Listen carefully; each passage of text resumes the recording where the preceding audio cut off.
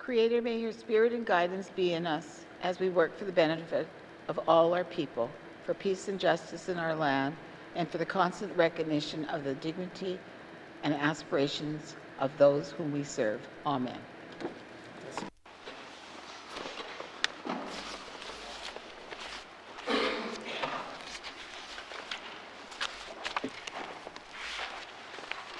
Minister statements. Minister statements. Honourable Premier. Mr. Speaker, I want to acknowledge the recent addition of the Legislative Assembly's Process Convention related to the introduction, consideration, and enactment of bills under the Intergovernmental Council Legislative Development Protocol. Mr. Speaker, I don't often get to express appreciation for the work of the Legislative Assembly as led by you, Mr. Speaker, and supported by the clerk and your staff. This new process convention is another example of the Northwest Territories leading the way in collaboration with Indigenous governments. Devolution of lands and resources gave the government of the Northwest Territories the opportunity to do things better. One of the commitments made was to work collaboratively with the development of land and resource legislation and policies through an intergovernmental council with Indigenous government partners. This was done to ensure that the interests of Indigenous people as they relate to lands and resources are well considered as this government undertakes its work, and to encourage further collaboration and harmonization as Indigenous governments create their own laws respecting lands and resources through self-government. In December of 2020, the Legislative Development Protocol was implemented to guide collaboration among the executive branch of the N.W.T and Indigenous governments in the development of land and resources legislation. That protocol provides a consistent approach for the parties to follow, but it necessarily stops short of directing what happens when the bill is developed and put forward to the Legislative Assembly. The work done by the Legislative Assembly and the Intergovernmental Council Secretariat to develop a process convention addressing legislation drafted in cooperation with the Intergovernmental Council is the first of its kind. It demonstrates the Northwest Territories' leadership in working collaboratively with Indigenous governments.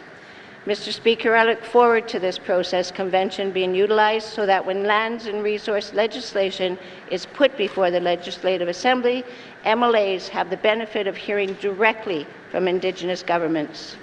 As standing committees undertake their work and consider potential improvements to bills, Indigenous governments will be informed and may attend and participate in reviews. This is an example of reconciliation in action, and I wish to thank the Legislative Assembly for its support of our shared goal of advancing reconciliation. Good work, Mr. Speaker, and your team. Merci beaucoup. Hear, hear. Colleagues, before we continue, I'd like to recognize our Member of Parliament for the Northwest Territories, Mr. Michael McLeod, also former member of the 15th and 16th Assembly and also Minister. Here to announce more federal spending in the Northwest Territories. Don't forget your friends in the Mackenzie Delta. Welcome to the Chamber. Minister statements. Minister statements. Minister of Finance. Mr. Speaker, on January 16th, the Government of the Northwest Territories launched a new open data portal to provide a single point of access for existing N.W.T data resources. This portal represents a significant step forward in our commitment to transparency and open government, and it will be a valuable resource for residents, businesses, researchers, and anyone else interested in the data and information that shapes our communities and our economy. The Open Data Portal provides easy access to a wide range of data, including information on demographics, economy, environment, health, and many other topics. This data can be used to make informed decisions, spur innovation, and encourage economic growth. Mr. Speaker, the Government of the Northwest Territories is committed to the principles of open government, demonstrated through efforts to increase openness, transparency, and accountability. Open government is about providing timely, accurate information and data to ensure that Northwest Territories residents are informed about government policies, activities, initiatives, spending, and programs and services. It is about engaging with Northwest Territories residents so the government can take into account the concerns and views of the public in establishing priorities, developing policies, and implementing programs. Open government also ensures that the G&W.T is visible, accessible, and answerable to the people it serves. Mr. Speaker, the G&W.T has worked towards putting the principles of open government into action in the areas of open data, open information, and open dialogue since the establishment of the open government policy in 2018. Launching the Open Data Portal is the latest step we have taken as a government towards greater transparency and accountability. At launch, the portal included over 300 data sets from supply chain data to data on highway traffic and will be updated and expanded regularly. The next data sets expected to be launched in the portal are new and updated data from the Northwest Territories Bureau of Statistics, such as Northwest Territories income data, as well as Northwest Territories geospatial data, such as mineral and land tenure information. This new data is expected to be launched in the portal in the first quarter of the next fiscal year. The Open Government Steering Committee will continue to promote the identification and release of additional data sets across government. By making our data easily accessible, we will empower our citizens and organizations to make better use of it and make more informed decisions that benefit the territory.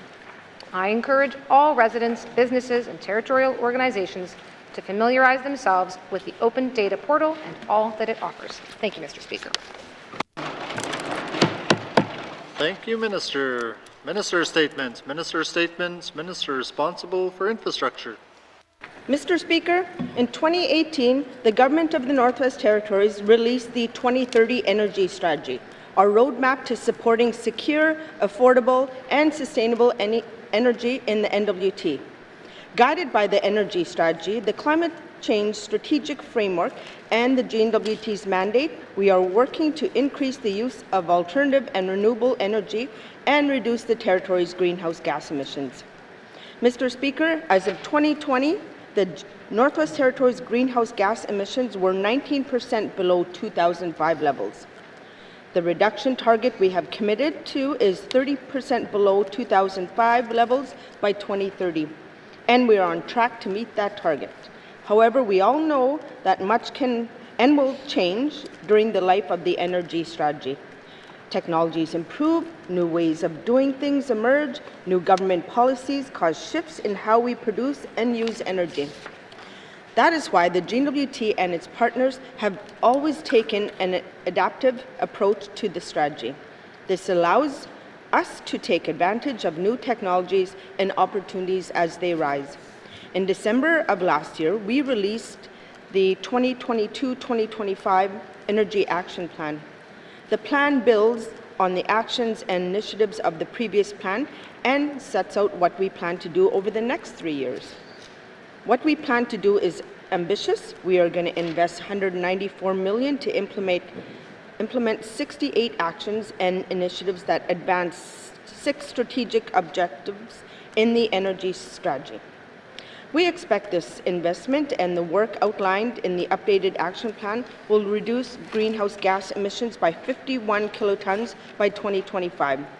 Guided by the action plan, the G&W.T will also continue to explore and advance transformative projects such as the Fort Providence-Kakiza transmission line, a fast-charging corridor for electric vehicles stretching from Yellowknife to Alberta border, and emerging low-carbon technologies like renewable diesel and hydrogen. This will lead to significant greenhouse gas emissions reductions and increase the use of alternative and renewable energy in the territory beyond 2025. Mr. Speaker, the G&W.T is about to start a review of the energy strategy. We committed to review it every 5 years so that it remains current and reflects what is realistic and achievable in the North. The G&W.T has completed modeling work to better understand what options for low-carbon future look like in the North. This work will be instrumental in the review of the energy strategy and will be used to evaluate and manage our progress. This review will also include extensive public engagement to understand where we can improve the energy actions and initiatives to better serve the people of the N.W.T. When it's completed, we will have the information needed to re-evaluate the strategy's strategic objectives and ensure they represent what is achievable. given both new technologies and the opportunities and realities of the North. Mr. Speaker, this is challenging but necessary work. As we implement the updated Energy Action Plan and review the 2030 energy strategy, the N.W.T will evaluate the successes like our energy efficiency programs, biomass heating initiatives, assess where we can improve, and look for new opportunities to help us achieve the strategy's vision and support secure, affordable, sustainable energy in the Northwest Territories. Queen Aini, Mr. Speaker. Thank you, Minister. Minister statements. Minister statements. Minister responsible for Health and Social Services. Thank you, Mr. Speaker. Mr. Speaker, I'd like to share information today about the voluntary supports available for Northwest Territories children, youth, and families through the Health and Social Services system. There are several voluntary support services in place that are based on the prevention of negative outcomes. Community social workers are available to assist individuals and families in accessing them. Through a voluntary support services agreement, children, youth, and their caregivers can receive help without parents giving up their legal rights and responsibilities for their child. Services and supports can include referrals for counseling, respite, parenting programs, alcohol and/or drug treatment, mental health services, and support to improve a family's financial situation. Voluntary support service agreements allow families to remain together through challenging situations. Support services agreements are also available for youth between the ages of 16 and 18 who have no legal guardian able or available to support them. Through these agreements, youth can get assistance with education, room and board, counseling, respite, young parenting programs, alcohol and/or drug treatment, and mental health. The goal is to help the young person to live independently and achieve their goals as they transition into adulthood. For young adults aging out of the permanent custody of the Director of Child and Family Services when they turn 19, extended support services agreements are available until they reach 23 years of age. These agreements meet the needs of the young adult on a case-by-case basis. Mr. Speaker, the Health and Social Services authorities also deliver the Healthy Families and Family Preservation programs. The Healthy Families program is culture-based and provides parents with skills and community engagement to ensure they have the tools and knowledge to help their children thrive. The program is open to all families with children prenatal to 6 years of age. They can either refer themselves or be referred by a professional. All engagement is voluntary. The Healthy Family program is offered in most N.W.T communities. The Family Preservation program provides supports to families with complex needs so that children can remain within their family, community, and culture. The goal of this program is to preserve the family unit and give parents, children, and others the tools they need to be successful. These services are available to families with children up to 23 years of age. Youth up to the age of 23 can also access these services themselves. Again, this program is voluntary and referral-based. Mr. Speaker, we understand the impact and trauma from the legacy of Child and Family Services. We are working to reduce barriers and ensure that these services are provided in a culturally safe and respectful manner. We are committed to safeguarding the well-being and connection of all children, youth, to the connection of all children and youth to their families, cultures, and communities. Thank you, Mr. Speaker. Thank you, Minister. Colleagues, before we continue, I'd like to recognize Grand Chief of the Cleatro Government, Mr. Jackson Lafferty, also former Speaker, Minister, and member of the 15th, 16th, 17th, 18th, and 19th Assemblies. Welcome. Welcome back. Please behave up there now, boys. Member statements. Member statements. Member for Sabacha.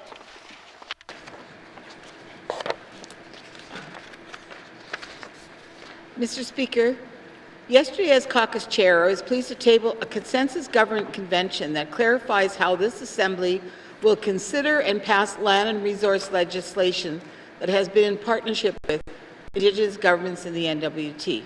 Mr. Speaker, before becoming an MLA, I served for 14 years as Chief of the Salt River First Nation. I was at a table with Premier MacLeod and other Northern leaders when the devolution agreement was signed and negotiated. It was a hard-fought negotiation. I want to be very clear that devolution was never intended to transfer the authority for lands and resources to the government of the Northwest Territories. I and other Indigenous leaders who negotiated the deal viewed it and continue to view it as the proper resumption of control over Northern lands and resources by Northerners, all Northerners. Mr. Speaker, in the last Assembly, the Intergovernmental Council, including the Government of the Northwest Territories, cooperated on the drafting of the Mineral Resources Act. It wasn't easy and there was a lot of give and take. Once the bill was introduced, however, it was amended by the Assembly with little to no input from Indigenous governments who helped draft it. That was unfortunate, Mr. Speaker. It was a step back for reconciliation when we were badly in need of a giant step forward. Mr. Speaker, the process convention I tabled yesterday will help ensure that this does not happen again. It recognizes that while this Assembly has the exclusive jurisdiction to make public laws in the N.W.T, it does not and should not do so in a vacuum. Indigenous governments are not stakeholders in land and resource legislation. They are the primary stewards, owners, and knowledge keepers of our northern land and resources. Starting with the Forest Act that was introduced this week, Indigenous governments will not be included in all discussion between the Minister and standing committees on land and resource bills and will have an opportunity to state their views directly to the committee. The convention adds additional time to the standing committee review process and ensures that Indigenous governments will have time to consider and express their views directly to the committee on proposed amendments to these bills. IGC representatives will be invited to this chamber as full witnesses during the Committee of the Whole review of land and resources bills and, importantly, onto the floor along with all 19 of us when the Commissioner gives assent to these bills and brings them into law. Mr. Speaker, I seek unanimous consent to conclude my statement. Thank you, Member for Thabacha. The member seeking unanimous consent to conclude her statement. Are there any nays? There are no nays. You may conclude your statement. Mr. Speaker, this protocol is the first of its kind in Canada. For many Canadians, reconciliation is a distant, abstract aspiration. However, here in the N.W.T and in this chamber, reconciliation is infused in everything we do. In the N.W.T, we're on the front lines of reconciliation and must break a trail for the rest of Canada to follow. This protocol demonstrates that consensus government can adapt to reflect the wonderfully complex political environment in the N.W.T. I want to thank and congratulate all my colleagues for taking this bold step forward. This is what leadership looks like, and I am proud to have my signature on this important step towards greater reconciliation. Thank you, Mr. Speaker. Thank you, Member for Thabacha. Member statements. Member statements. Member for Framelick. Merci, Monsieur le Président. Sometimes we get so caught up in our day-to-day activities in this House that we miss when something really special or historic happens. Yesterday, a new process convention was tabled in this House on how we review resource management legislation. This represents a fundamental and seismic change in how our Legislative Assembly works when it comes to legislation co-drafted pursuant to the Devolution Agreement of 2014 and the Intergovernmental Council Legislative Development Protocol. I predict that this new collaborative approach will eventually be extended to other areas of shared jurisdiction and interest between Northwest Territories Indigenous governments and the Government of the Northwest Territories, such as education and social services. This new arrangement between regular MLAs and Cabinet stems from lessons learned during the co-development and review of resource management legislation in the last Assembly. Standing Committee would hear concerns and issues from the public and Indigenous governments, sometimes resulting in amendments. Indigenous governments were surprised when amendments were proposed and made to some of those laws without their input. This process convention will extend the review period for new resource management legislation and provides for increased sharing of information between Standing Committee and the Intergovernmental Council during the review of a bill. Indigenous governments will also be able to attend meetings on bills and appear on the floor of this House. I'm not aware of any other jurisdiction in Canada that has this type of arrangement, and I believe it sets a useful and needed precedent.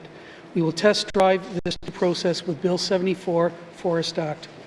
While this new historic arrangement builds on what we learned in the last Assembly with resource management legislation, there is still more work to be done.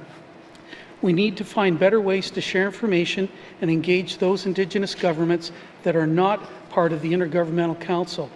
There are still problems with the consistency, timing, and amount of information shared with Standing Committee by Cabinet on the co-drafting of resource management legislation. Lastly, I continue to be profoundly disappointed with the failure of Cabinet to apply its own open government policy in the development of new resource management legislation and regulations. N.W.T needs to step up and ensure there's a parallel process for the public in the development of this new legislation and a clear role for the public in decision-making. Mr. Speaker, I seek unanimous consent to conclude my statement. Thank you, Member for Frame Lake. The member is seeking unanimous consent to conclude a statement. Are there any nays? If there are no nays, you may conclude your statement. Merci, Monsieur le Président. N.W.T needs to step up and ensure there is a parallel process for the public in the development of this new legislation, new resource management legislation, and a clear role for the public in decision-making. This is what our residents have come to expect from responsible resource development and co-management itself. I would be remiss, Mr. Speaker, if I did not acknowledge and thank our clerk and the staff of the Intergovernmental Council for their hard work in helping us reach this new process convention. Merci, Mr. Speaker. Thank you, Member for Frame Lake. Member statements. Member statements. Member for Haver South.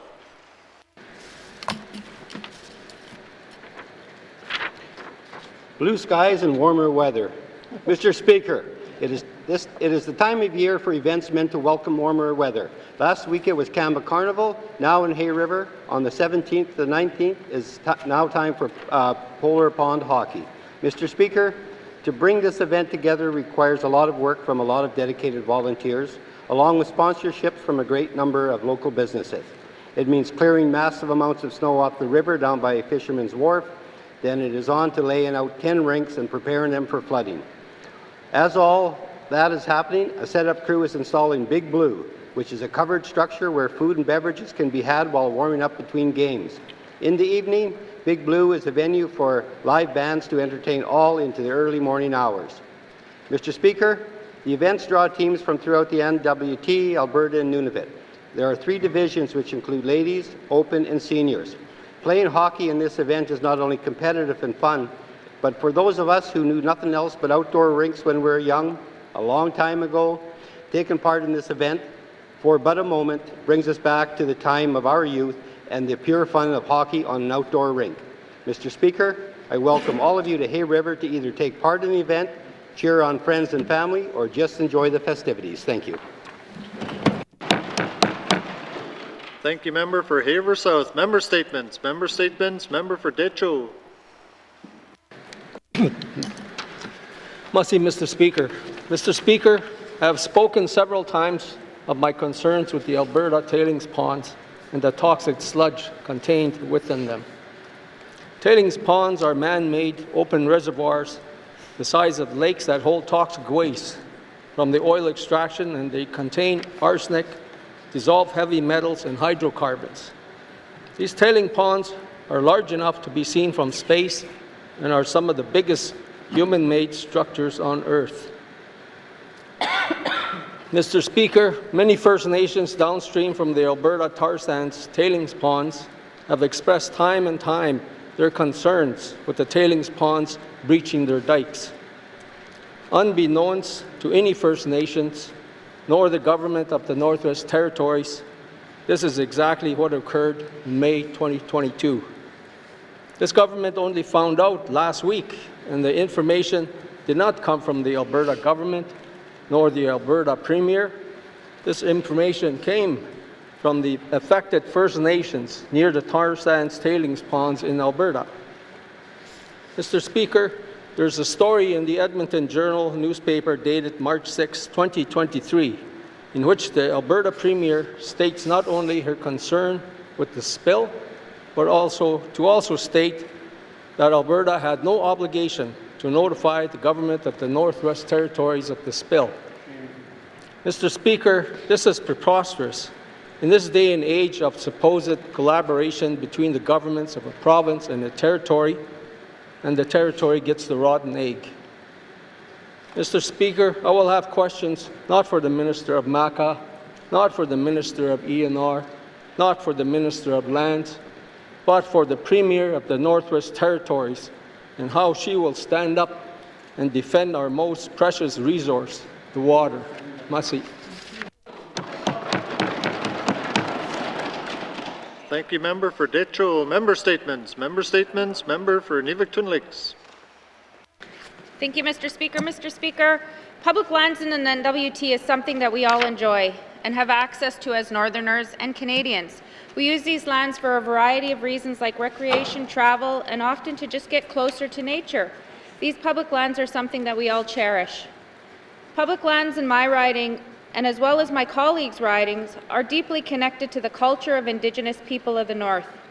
In fact, Mr. Speaker, in my riding there are 2 land claim agreements in place, 3 if you include the transboundary nature of the Sahtu-Gwich'in and the Inuvialuit agreement. Mr. Speaker, in these agreements, it speaks to members of these agreements being able to access public lands in their respective areas for the purpose of harvesting. Part of these harvesting rights include the right to establish camps for the purpose of harvesting.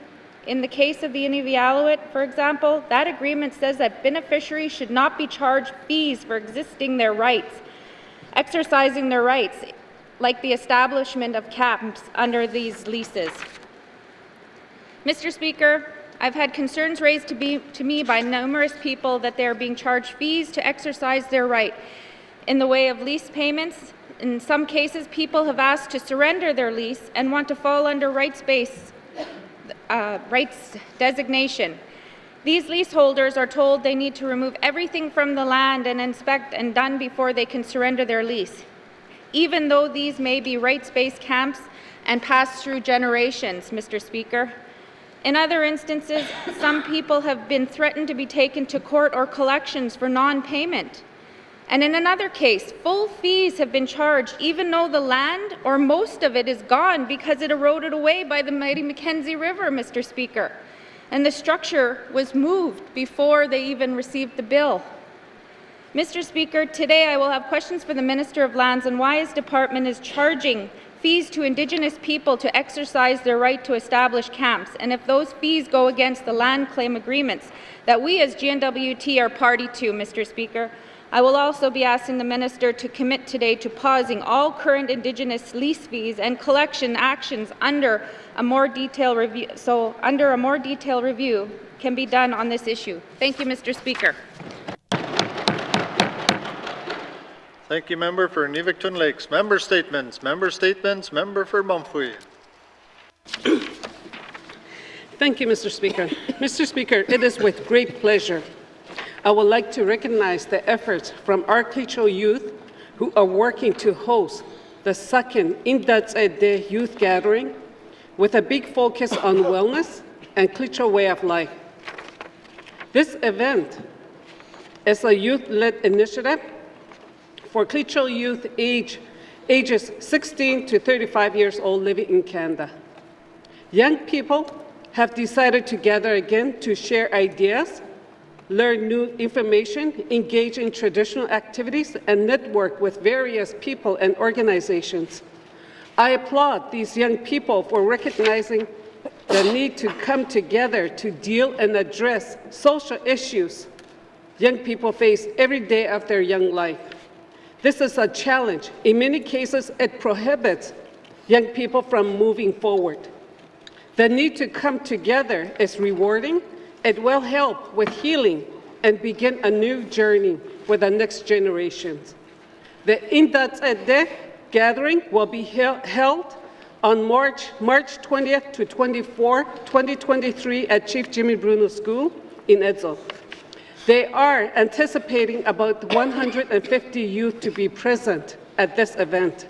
Therefore, I want to send my appreciation to this wonderful youth-led project led by Antonia Droyanek, Black, Janelle Nitziza, and Jody Zoe, and their committee members for their commitment to work with the youth. And I would also like to acknowledge the committee members, Tiana Stangwan, Lydia Rabiska, Jocelyn Zoe, Michelle Zoe, Justine Saracen, Edie Erasmus, Frances Shedd, Stephanie Rabiska, Debbie Simpson, Belinda Blackduck, Intwa Scott Ennis, Shania Clark, and Mercedes Rabiska. Thank you. Thank you, Member for Mumphy. Member statements, member for N.W.T. Thank you, Mr. Speaker. Mr. Speaker, yesterday I spoke in the House about impacts on carbon tax.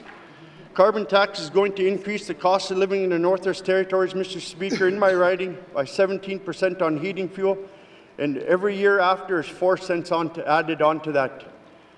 Mr. Speaker, how are we going to tax people when we're already stretched to the limit to put food on the table and have nothing to give? Why are the people are living in the highest Arctic communities who are most impacted by climate change having to pay climate change tax? On top of all this, now we have to pay more. Already we pay more, 2 cents a litre on heating fuel, which is about $2.24 a litre for heating fuel in the community already, and it's going to get stretched, impacted, more impact to the people, more impact to private homeowners. Families could barely afford to buy food, Mr. Speaker, and the highest food prices across food index in the N.W.T. Over 50% of N.W.T. residents are worried about having enough money to pay for food to put on the table for their families, Mr. Speaker. Why we have to hunt to put food on the table? It's not only our culture, it's a way of life. Hunting alleviates the pressure on putting expensive food on the table when we subsistence hunters. Price food bills, but it's so expensive, the cost of gas, it's dangerous on changing climate. Our power bills in the communities continue to go up as well. We pay some of the highest rates in the power.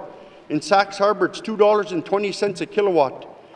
And the housing the government provides our people through public housing are paper-thin walls, cracks in the doors, walls that bring snow right through our homes, floors that have to have blankets put down to save energy and to keep their feet warm in our unit. Mr. Speaker, people in my riding have very little employment opportunities. The N.W.T. families earn an average $50,000 less than the N.W.T. family. It's almost 20% of income assistance. 10% of families make less than $30,000. There's an offshore moratorium, an onshore resource development dragging on. There's no way out to get ahead, Mr. Speaker. There's no way to pay the bills. Residents already have now that they're going to be taxed more. Mr. Speaker, I oppose Bill 60. I want to kill that bill. It's pretty simple. Can't tax people who have nothing to give. Over the next 2 weeks, I encourage everyone in the communities to rally talk to their MLAs, encourage them to talk to their MLAs on regards to Bill 60 and why are they going to support it if they're going to support it. And please don't support Bill 60. Thank you, Mr. Speaker.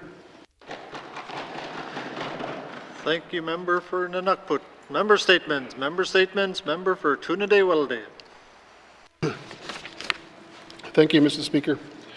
Mr. Speaker, today I stand before you to remind this government the dark chapter in Canadian history of the devastating issue of child abuse and genocide that took place in Canada's day school system.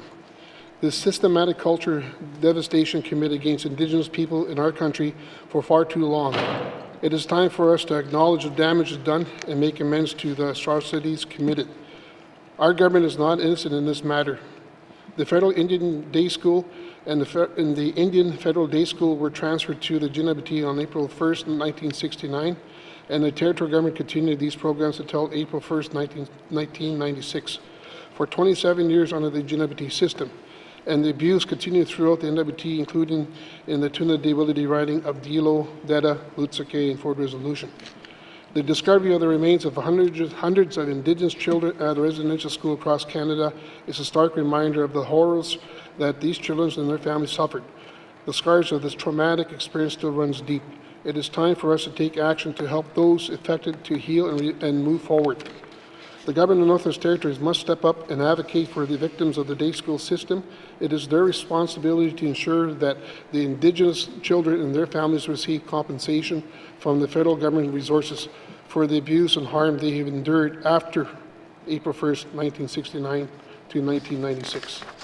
We must stand together as a nation and work together in healing and reconciliation for all Indigenous people.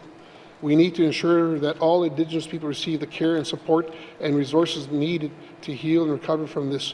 We cannot allow survivors and their families to suffer in silence and must do everything in our power to support them.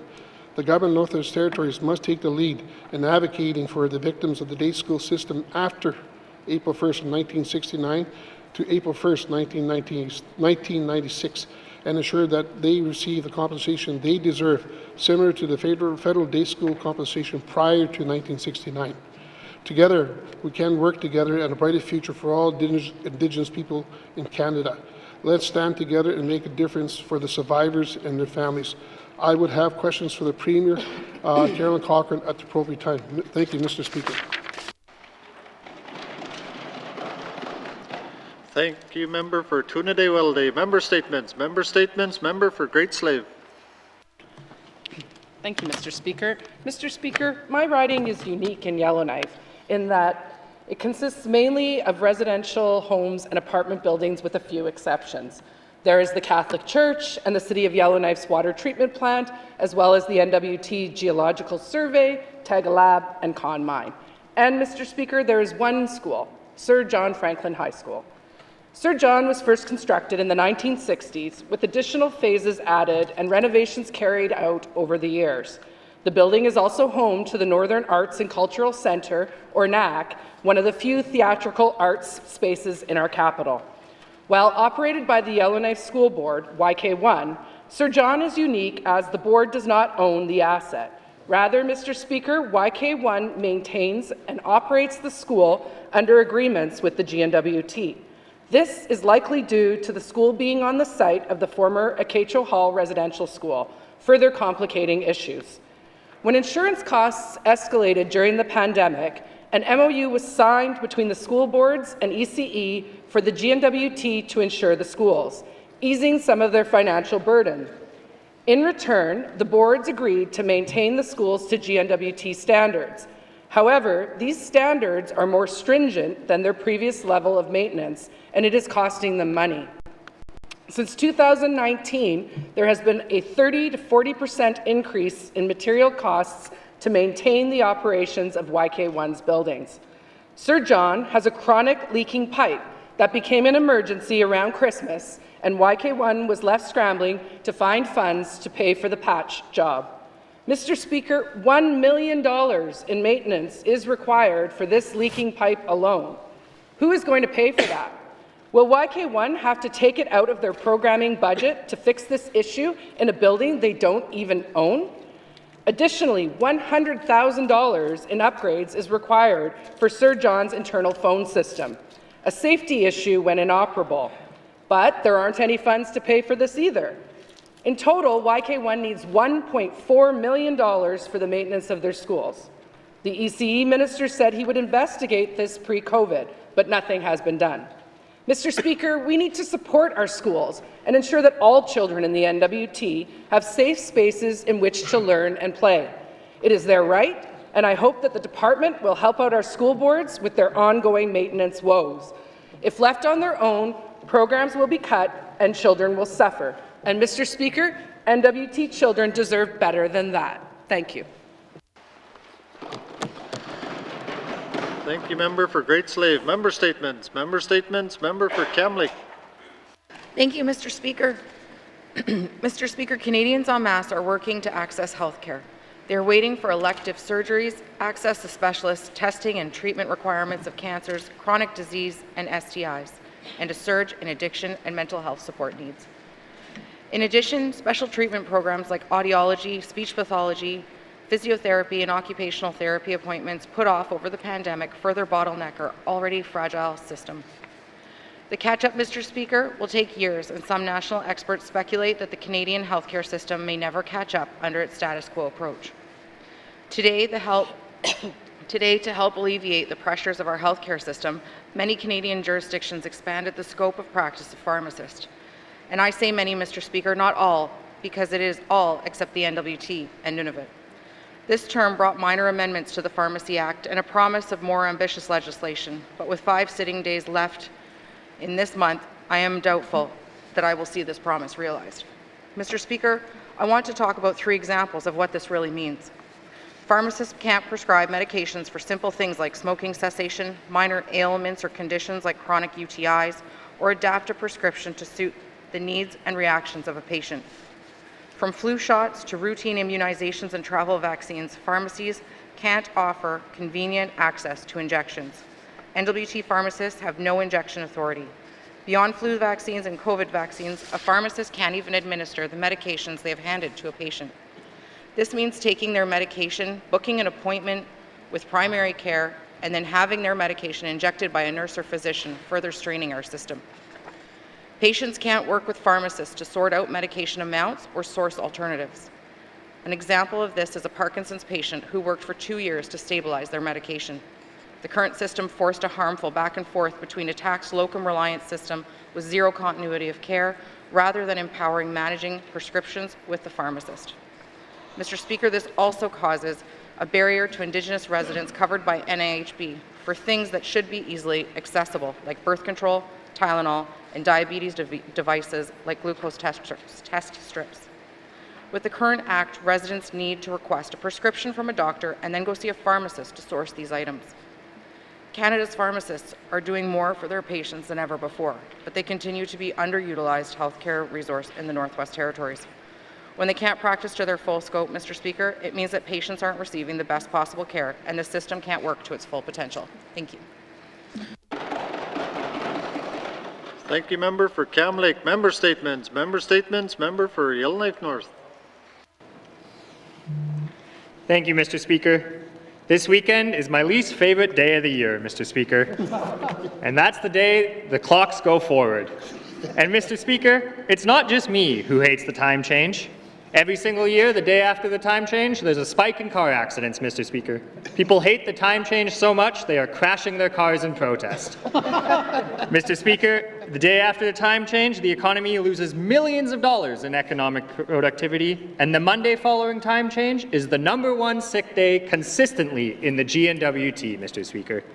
People awake and in protest of the time change, they phone in sick to their public service job, which they love, Mr. Speaker. Mr. Speaker, we recently went out and we surveyed whether to get rid of the time change, and it was the single biggest response the N.W.T has ever gotten in a survey. 3,545 people responded. Mr. Speaker, that broke the previous record on the cannabis survey. The people have spoken. They hate the time change more than they love cannabis, Mr. Speaker. Mr. Speaker, 87% of respondents said they were in favor of getting rid of the time change. 87%, Mr. Speaker. What clearer direction do we need from our people? Mr. Speaker, all too frequently, we go out and we produce these what we heard reports, and they become what we did not listen to reports. Mr. Speaker, the Minister of Time is not here today, so I will questions for the Premier whether she will listen to the people of the Northwest Territories, and this can be the last time change once and for all, Mr. Speaker.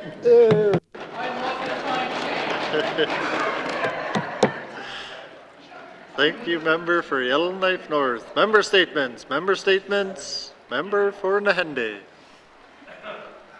After that, Mr. Speaker. Mr. Speaker, today I'd like to share you a success story from the Nahende riding. 18 years ago, the business arm of the Acknowledgements First Nation, Fort Simpson Métis Nation, N.W.T Denny Band, and Summit First Nations came together to form Decho Regional Helicopters. The core of the business plan was to secure, with their operating partner, Great Slave Helicopters, the contract for the helicopter services that supported the Fort Simpson Fire Base. It is a source of pride for the Detroit Regional Helicopters Limited Partners that every summer since its founding, their company has played a part in managing wildfires and protecting the communities and cabins of their members from these fires. In 2008, the company required its first helicopter, an A-Star 350B2, which call sign was DCV. That helicopter has been dedicated to forestry contracts based out of Fort Simpson each summer.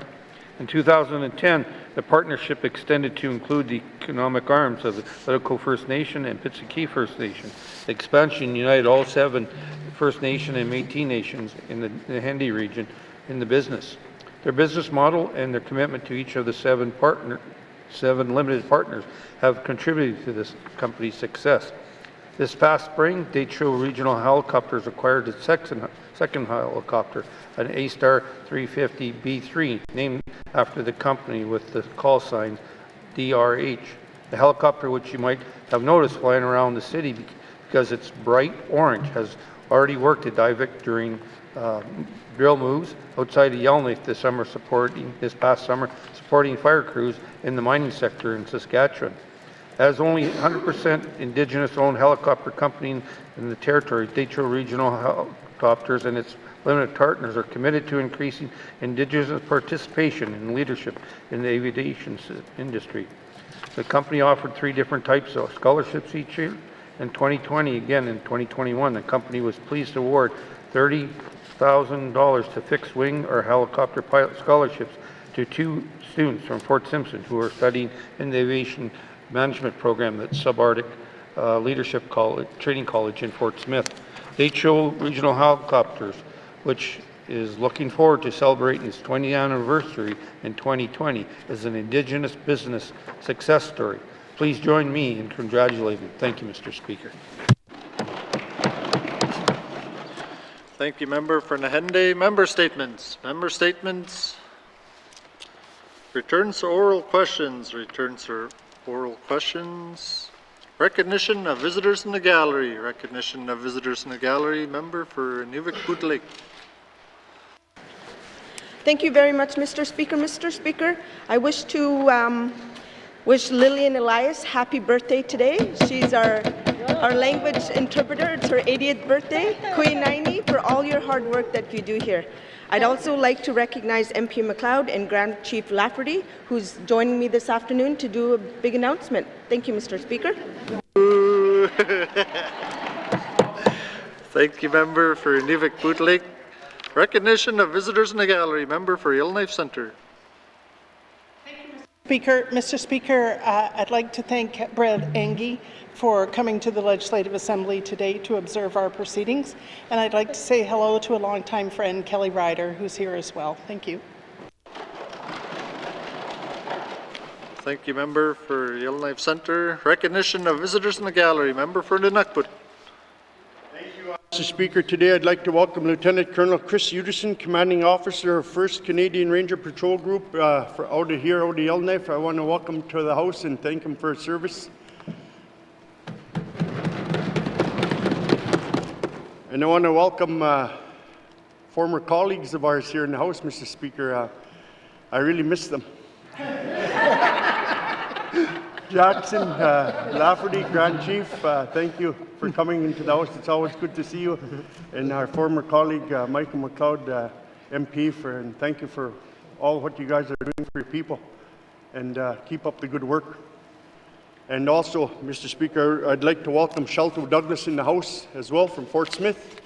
Shelto's one of the most knowledgeable dog guys I know, and the biggest volunteer for the N.W.T dog sledding, where he travels around and helps us in the Delta for timing and being race marshals and stuff like that for the community, for the communities across the north, you know, Mr. Speaker. Also, I'd really want to welcome to the House one of my closest friends for over 20 years, Mr. Curtis Earhart from Alaska.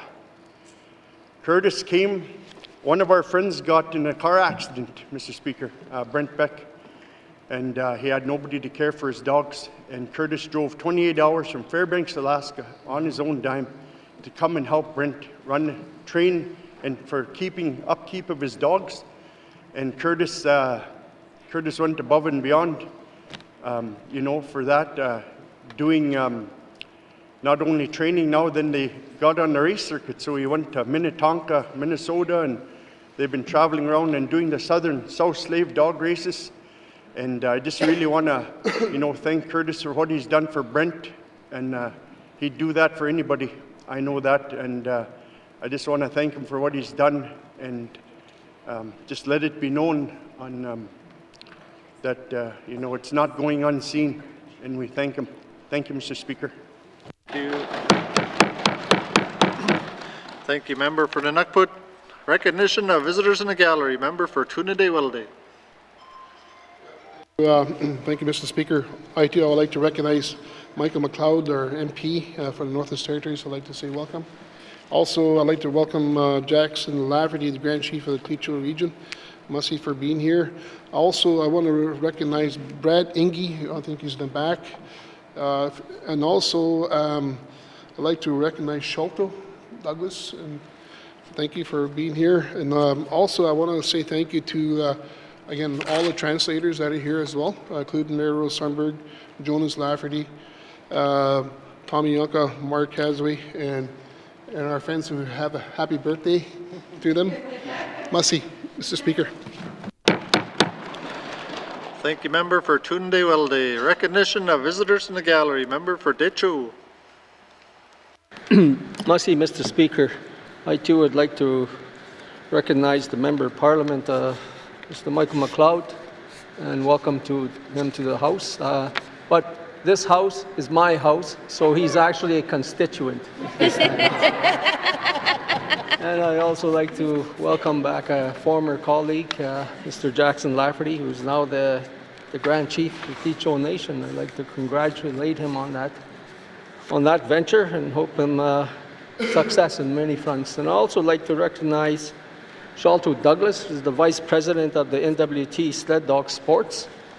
I wasn't sure he was a Vice President because he always says he was the boss, so I don't know about that. And I'd also like to recognize Curtis Earhart.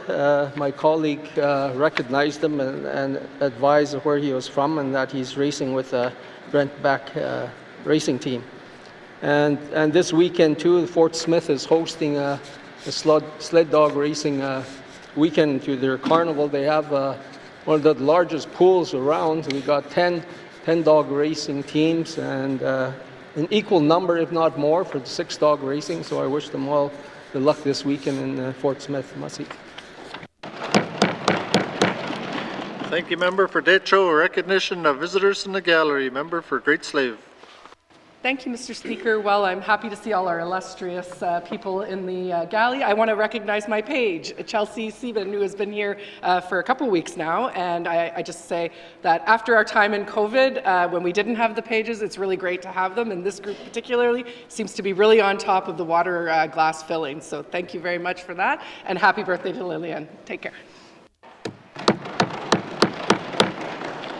Thank you, member for Great Slave. Recognition of visitors in the gallery. Member for Haver South. Thank you, Mr. Speaker. Seems like we're at a Navy meeting here or something. I'd like to recognize Brad Engie, Michael McLeod, our MP, Mr. Sholto Douglas, and Mr. Jackson Lafferty, Grand Chief. Welcome. Welcome back home. Thank you. Thank you, member for Haver South. Recognition of visitors in the gallery. Member for the Bacha.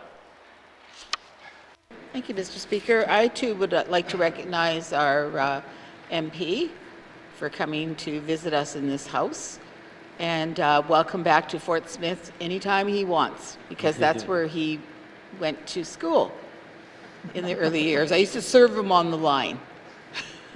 I also want to welcome Jackson. I congratulate him on his Grand Chief appointment by all his people. That's a big achievement. And I want to recognize Brad, who is a former Fort Smith resident, and of course Shelto for all his volunteer work, not only with the dog mushers, but Shelto is a great caterer and does incredible meals for the community at many community events, and I want to thank him for that. Thank you, Shelto.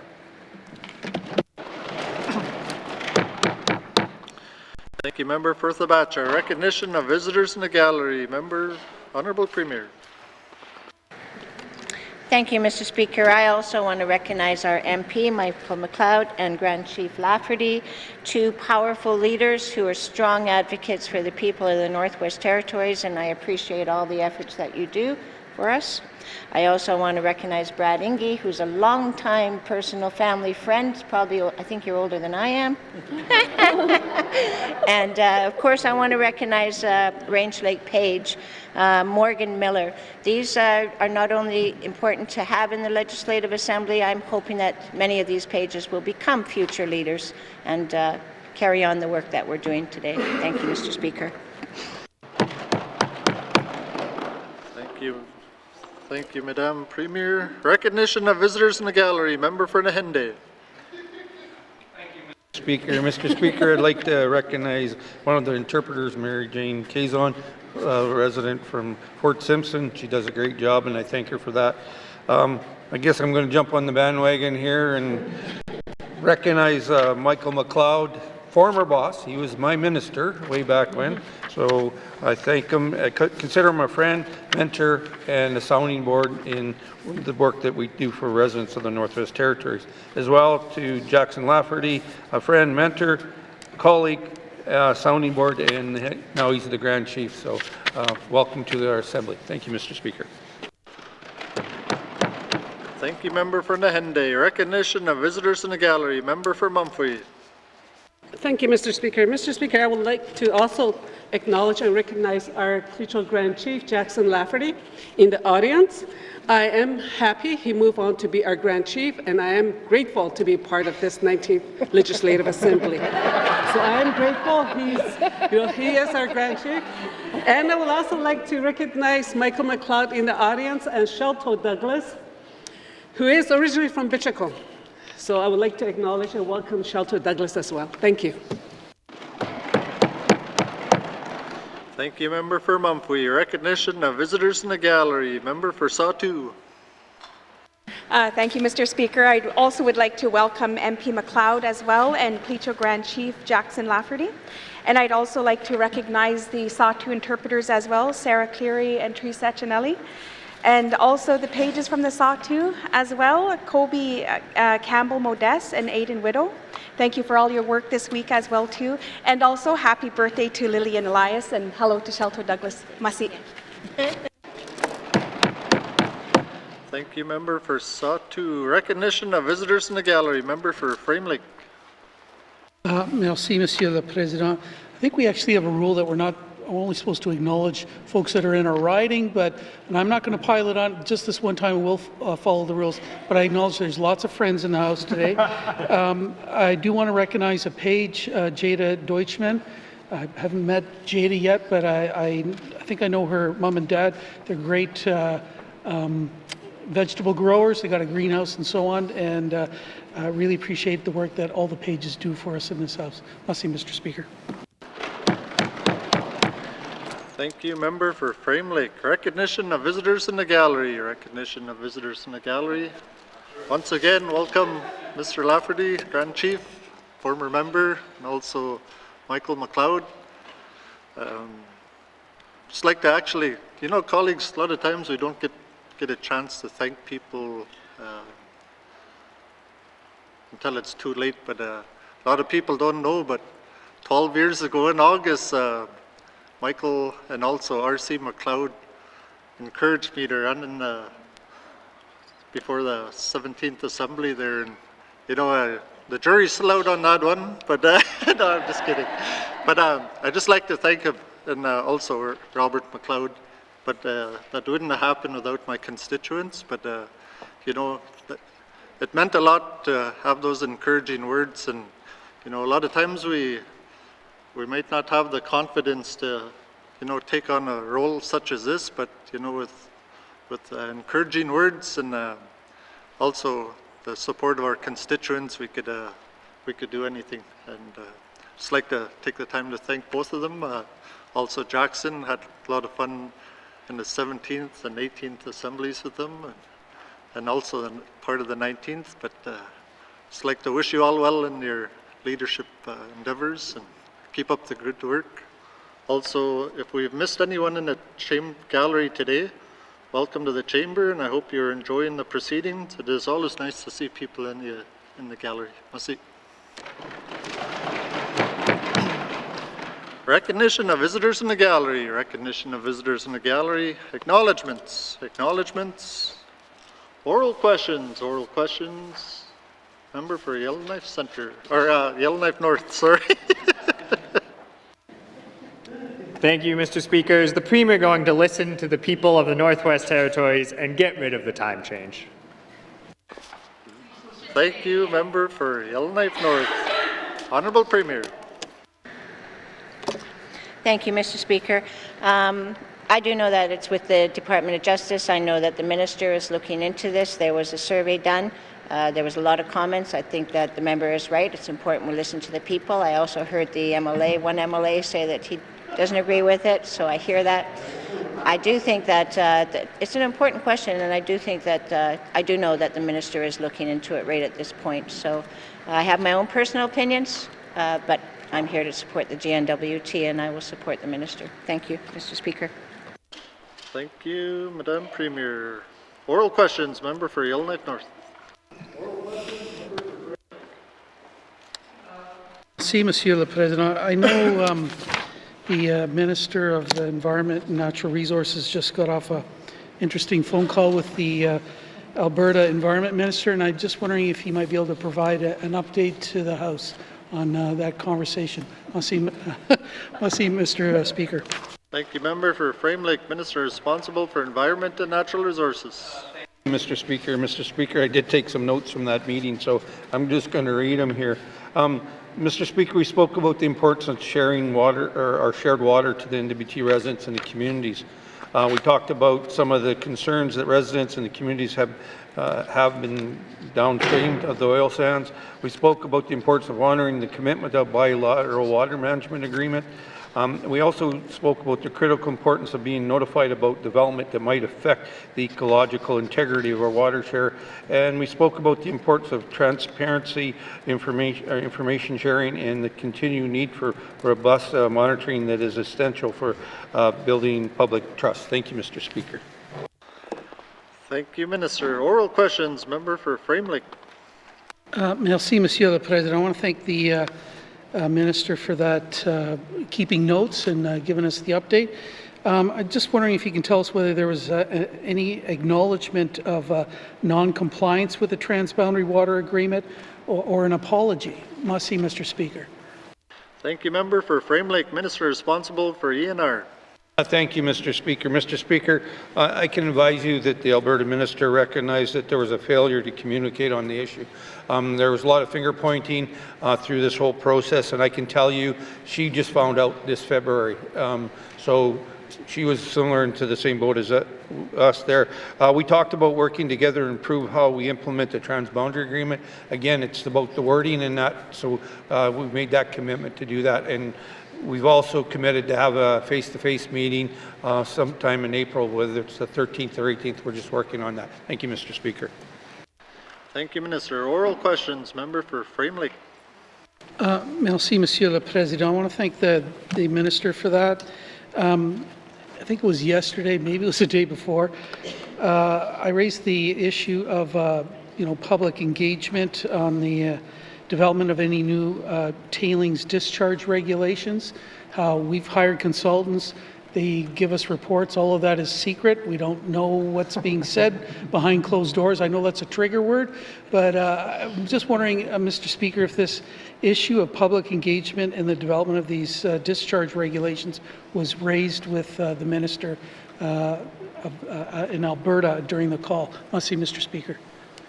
Thank you, member for Frame Lake, Minister responsible for Environment and Natural Resources. Thank you, Mr. Speaker.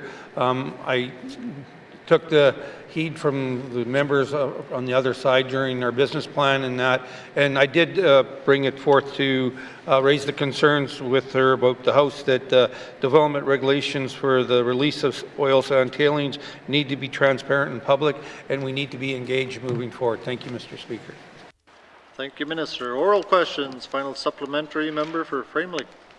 Merci, Monsieur le Président. I want to thank the Minister for that. I'm just wondering if he can tell us if there's any real concrete outcomes. I understand he's going to meet with the Minister face-to-face in April. That's a good thing. But, you know, did he secure a commitment from the Minister in Alberta that there would be public engagement in the development of these tailings discharge regulations? Merci, Mr. Speaker.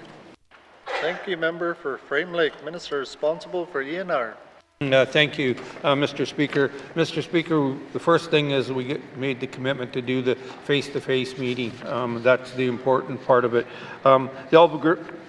She has also committed to share information on the seepage and spills moving forward. So we'll make sure we'll have a robust process in getting that information to us.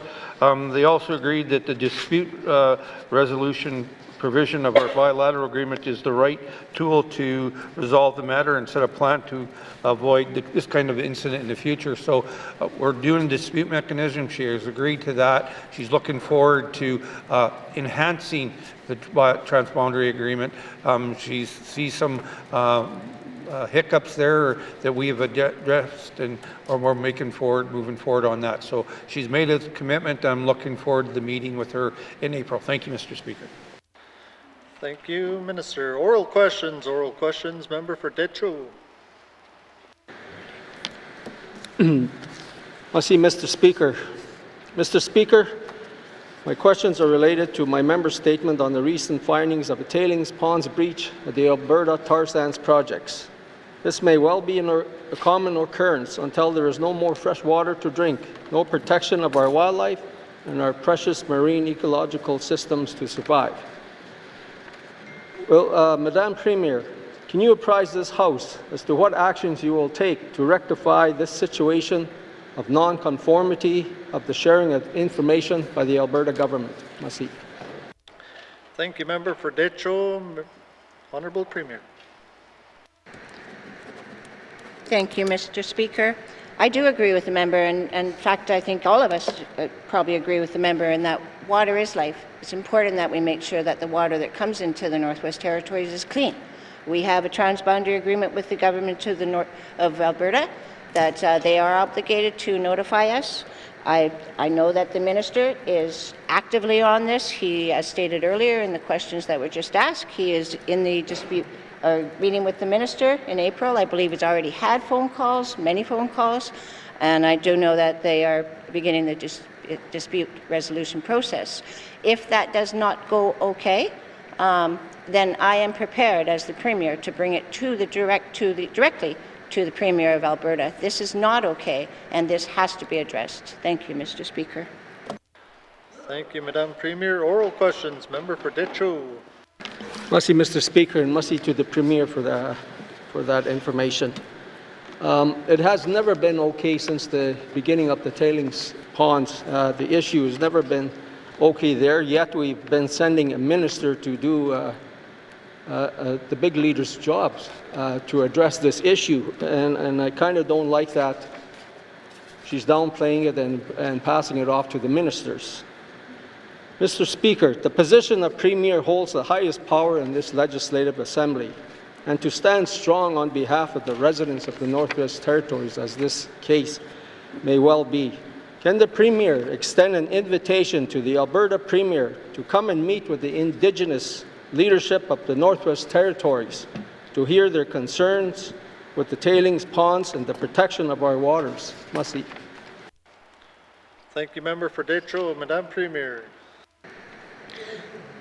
Thank you, Mr. Speaker. I'd like to clarify and state that no, I am not downplaying the issue, and I'm not passing it off to a minister. Ministers have jobs. The relationship is direct minister to minister, premier to premier. And if the minister does not get through within the next while, then I will be bringing this forward. I would like to give benefit of the doubt to the Alberta Premier. I know that she hasn't been elected for very long. I am hoping, although not foolishly, but I am hoping that she just didn't get the proper briefing that there is no trans-boundary agreement with Imperial Oil. The trans-boundary agreements are between the Alberta government and the governments of the Northwest Territories. So as stated, I will bring this forward if the minister does not get a proper resolution, and I'd be more than pleased to invite the Alberta Premier to come meet with the Council of Leaders, the Indigenous governments of the Northwest Territories. I can commit to doing that. Thank you, Mr. Speaker. Thank you, Madam Premier. Oral questions, member for Decho. Merci, Mr. Speaker, and merci to the Premier for that.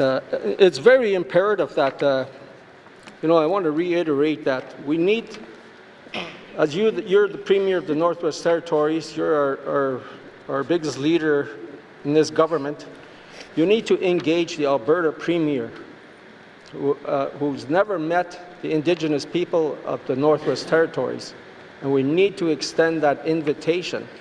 You can do how well you want to do that, but extend that invitation to meet all Indigenous leaders of the Northwest Territories, not just the Intergovernmental Council, not just the N.W.T. Council of Leaders, but everyone, because there's 3 claimant groups that are excluded from those tables.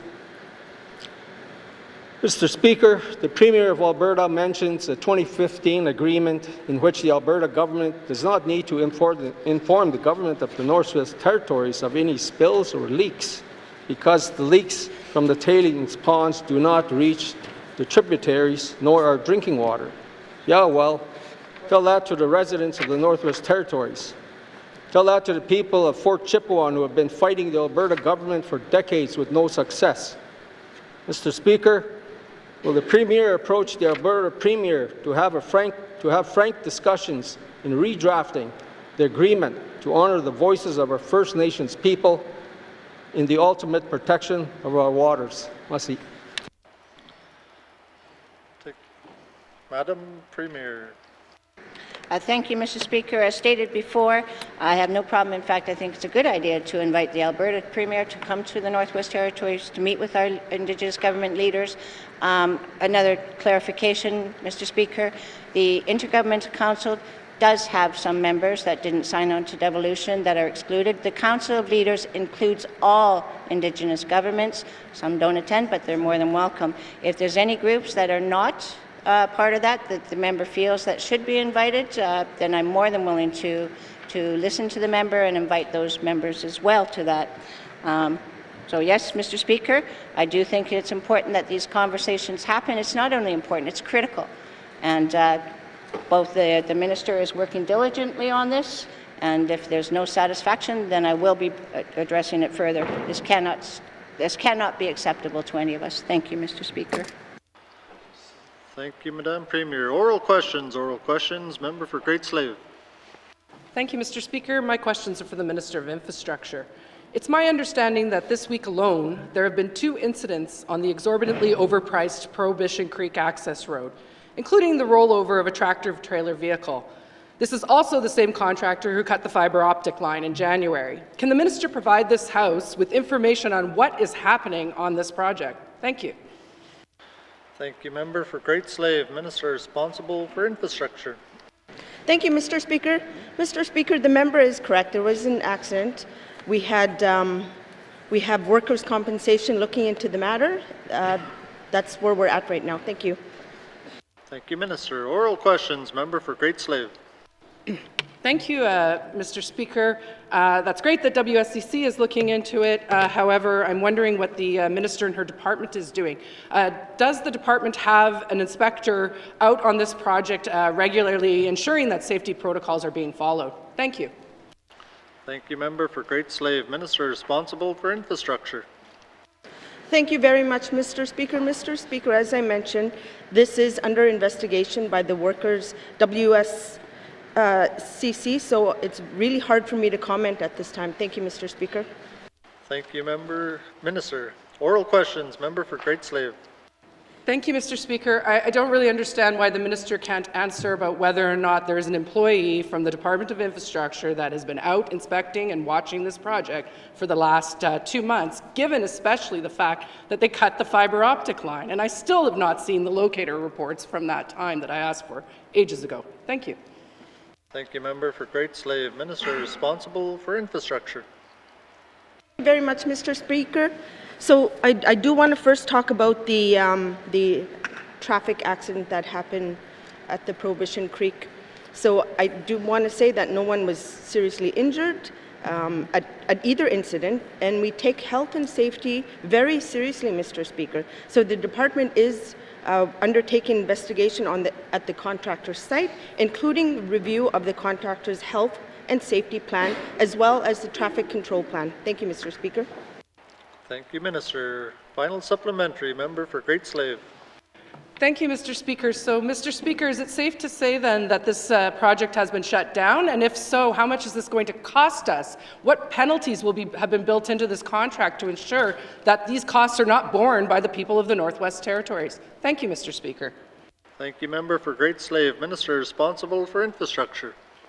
Thank you very much, Mr. Speaker. Mr. Speaker, the contractor will resume work at the PCAR location this afternoon. The WSCC has reviewed the incident and has cleared us to proceed. Thank you, Mr. Speaker. Thank you, Minister. Oral questions. Oral questions. Member for Inuvik-Twin Lakes. Thank you, Mr. Speaker. Mr. Speaker, my questions are for the Minister of Lands.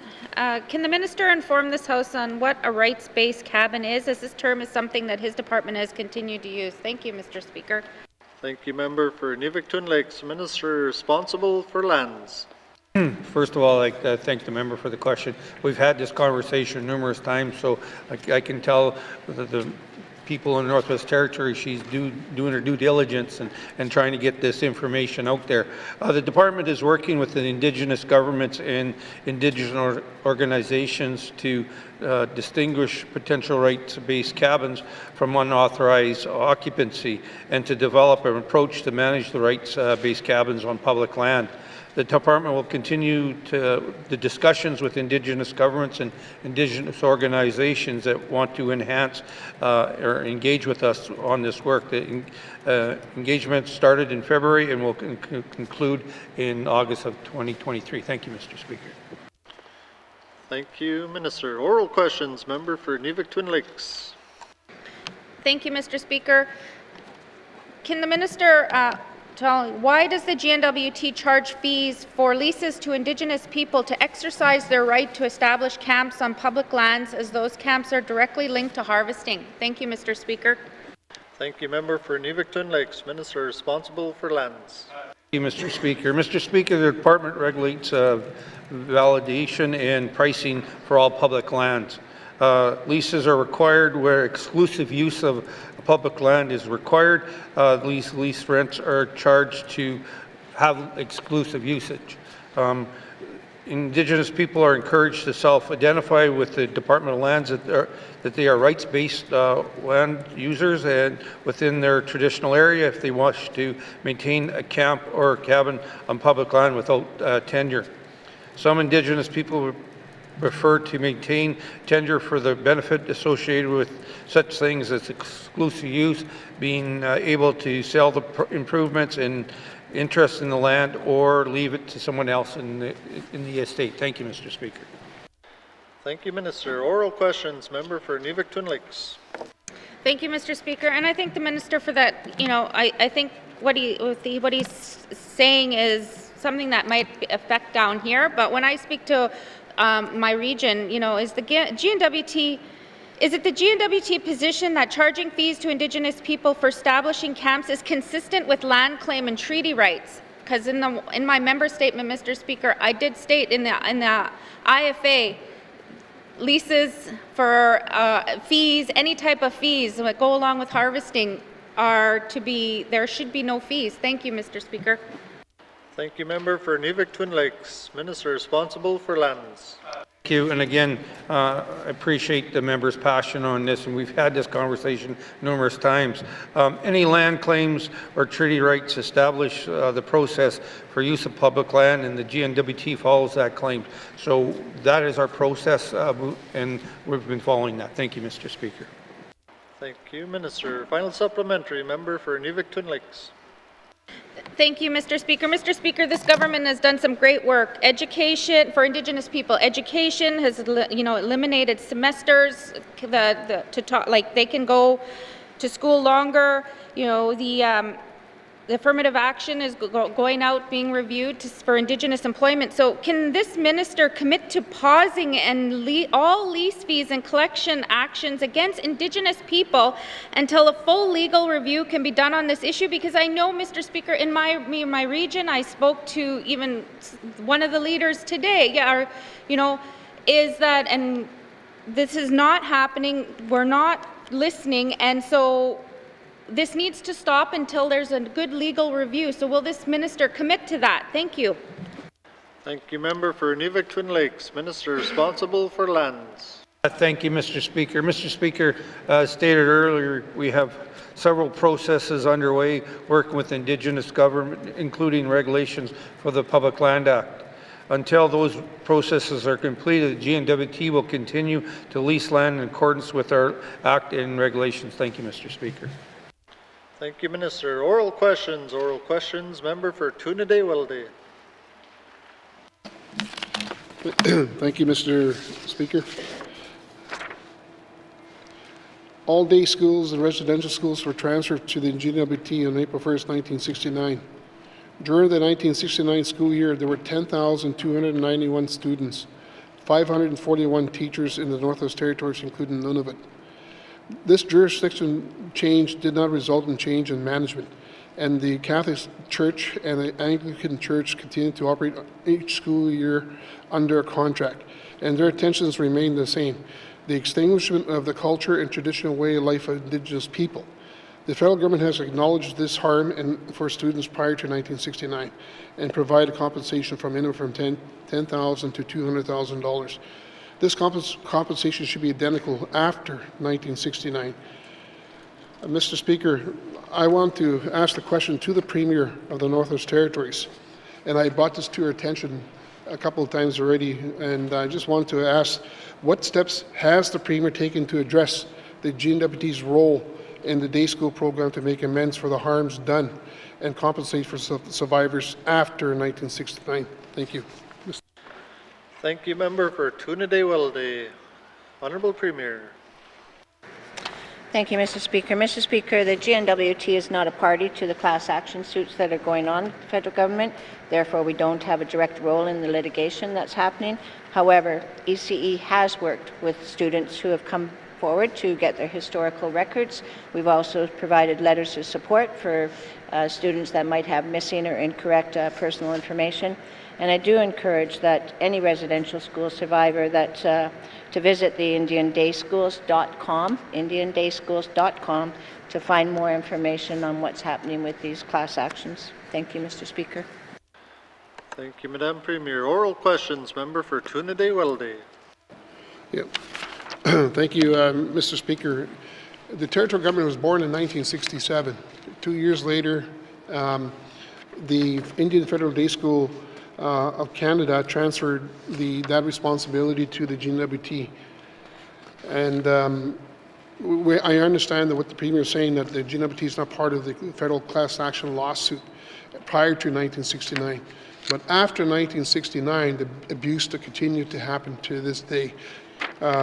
So again, is the government aware of the total number of day home survivors in the Northwest Territories after 1969? Thank you, Mr. Speaker.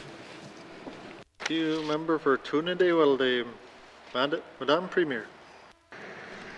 Thank you, Mr. Speaker. I don't have on hand the information related to the number of residents who attended, who are students in the Indian day schools on hand, but and how many of those were Indigenous versus Caucasian. I mean, there was also Caucasian people that went to the schools after that time. However, as stated, we're working closely with any students that need supports, and we're trying to offer as many supports as possible to people that are facing intergenerational trauma. Thank you, Mr. Speaker. Thank you, Madam Premier. Oral questions. Oral questions. Member for Tunaday-Wilday. Thank you, Mr. Speaker. Mr. Speaker, the scars of intergenerational trauma caused by residential day school continues in the present confining many Indigenous people to addiction, poor mental health, poverty. The day school program in particular has not been properly resolved and compensated is needed. Will the Premier ensure that day school survivors are compensated for trauma they suffered through day schools in all schools in the Northwest Territories, including my riding and also in the Clecho region? Thank you, Mr. Speaker. Thank you, member for Toonaday-Welde. Honourable Premier. Thank you, Mr. Speakers. We try to support students, as many as possible, as they come forward. I do want to say, Mr. Speaker, that I recognize the trauma, the intergenerational trauma that's happened from colonization from the beginning, residential school as well, and not only those two, but just the ongoing societal judgments that are put on Indigenous people. And so I do think that we have a responsibility to try to make sure that the health and wellness of our residents is taken care of. We're trying our best. We have many programs to support people with mental health, trauma, but we can't do it alone, Mr. Speaker. And so from the beginning of this government, I've tried to focus as much efforts as possible with working with Indigenous governments. That's why we formed the Council of Leaders. And I think that it's important that we work with the Council leaders as we go forward to address the intergenerational trauma. And it's not going to be something that will be fixed in this government. It took decades of abuse that was happened to Indigenous people to get where we are today. And it'll probably take, hopefully not, but as long to deal with the trauma. So I will do my part, Mr. Speaker. Thank you. Thank you, Madam Premier. Oral questions, member for Toonaday-Welde. Thank you, thank you, Mr. Speaker, and thank you, Premier, for your answers. And I know this is a very sensitive subject, and it hits home to everybody here in the Northwest Territories. And I'm also probably one of the survivors as well. So, you know, I guess going forward, we need to really start looking as to how we're going to start dealing with this issue as a government, and start looking at how we're going to address these outstanding issues with survivors after 1969. So will the Premier work with her counterparts in Nunavut to ensure that all students receive adequate compensation for their time in day schools, regardless of jurisdiction? Thank you, Mr. Speaker. Thank you, member for Toonaday-Welde. Madam Premier. Thank you, Mr. Speaker. We work with the Northern Territories from the Yukon Nunavut whenever possible. There's always strength in numbers. We've realized that. I can make a commitment to the member that I will bring this topic to the Premier of Nunavut, and that I can commit to. Thank you, Mr. Speaker. Thank you, Madam Premier. Oral questions, member for Haver South. Thank you, Mr. Speaker. Mr. Speaker, can the Premier confirm when the business plan for the Hay River Harbour remediation went into the federal government? Thank you. Thank you, member for Haver South. Madam Premier. Thank you, Mr. Speaker. An application was submitted under the Oceans Protection Plan for the Hay River Harbour restoration on February 17th, 2023, and the Minister of Infrastructure is seeking $35 million over 4 years under this program. Thank you, Mr. Speaker. Thank you, Madam Premier. Oral questions, member for Haver South. Thank you, Mr. Speaker. Can the Premier confirm if it was just the one department, or did it go to any other departments in the federal government? Thank you. Thank you, member for Haver South. Madam Premier. Thank you, Mr. Speaker. This was submitted to Transport Canada. Discussions have also been ongoing with CERNAC regarding this project. Infrastructure continues to lobby the federal government and to stress the importance of this marine hub, including the action needed to reduce risk to equipment and the environment, avoid the interruption of essential resupply activities, and maintain safe and secure commercial marine shipping operations in the Northwest Territories. Thank you, Mr. Speaker.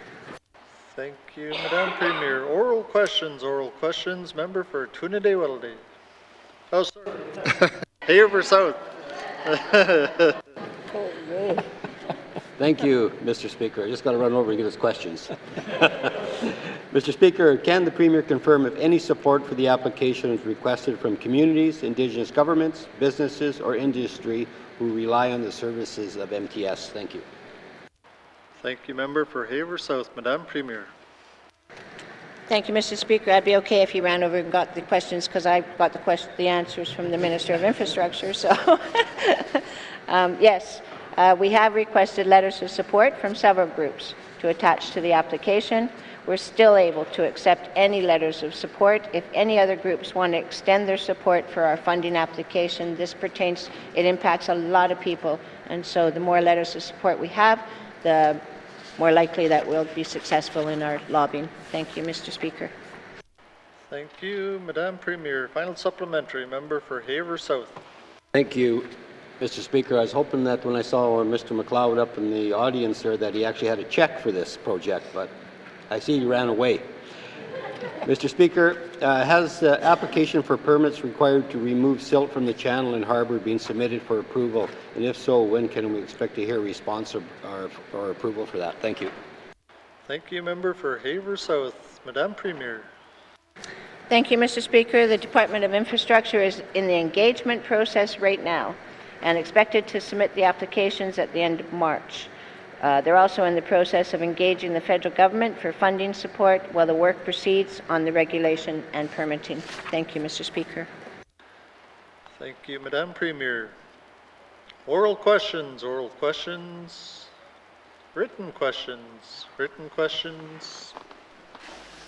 returns or written questions. Mr. Clerk. Mr. Speaker, I have a return to written question 59-19-2 asked by the member for Deschaux on February 16, 2023 to the Minister of Health and Social Services regarding health care in small communities. Thank you, Mr. Speaker. Thank you, Mr. Clerk. Returns or written questions, replies to Commissioner's address, petitions, reports of committees on the review of bills,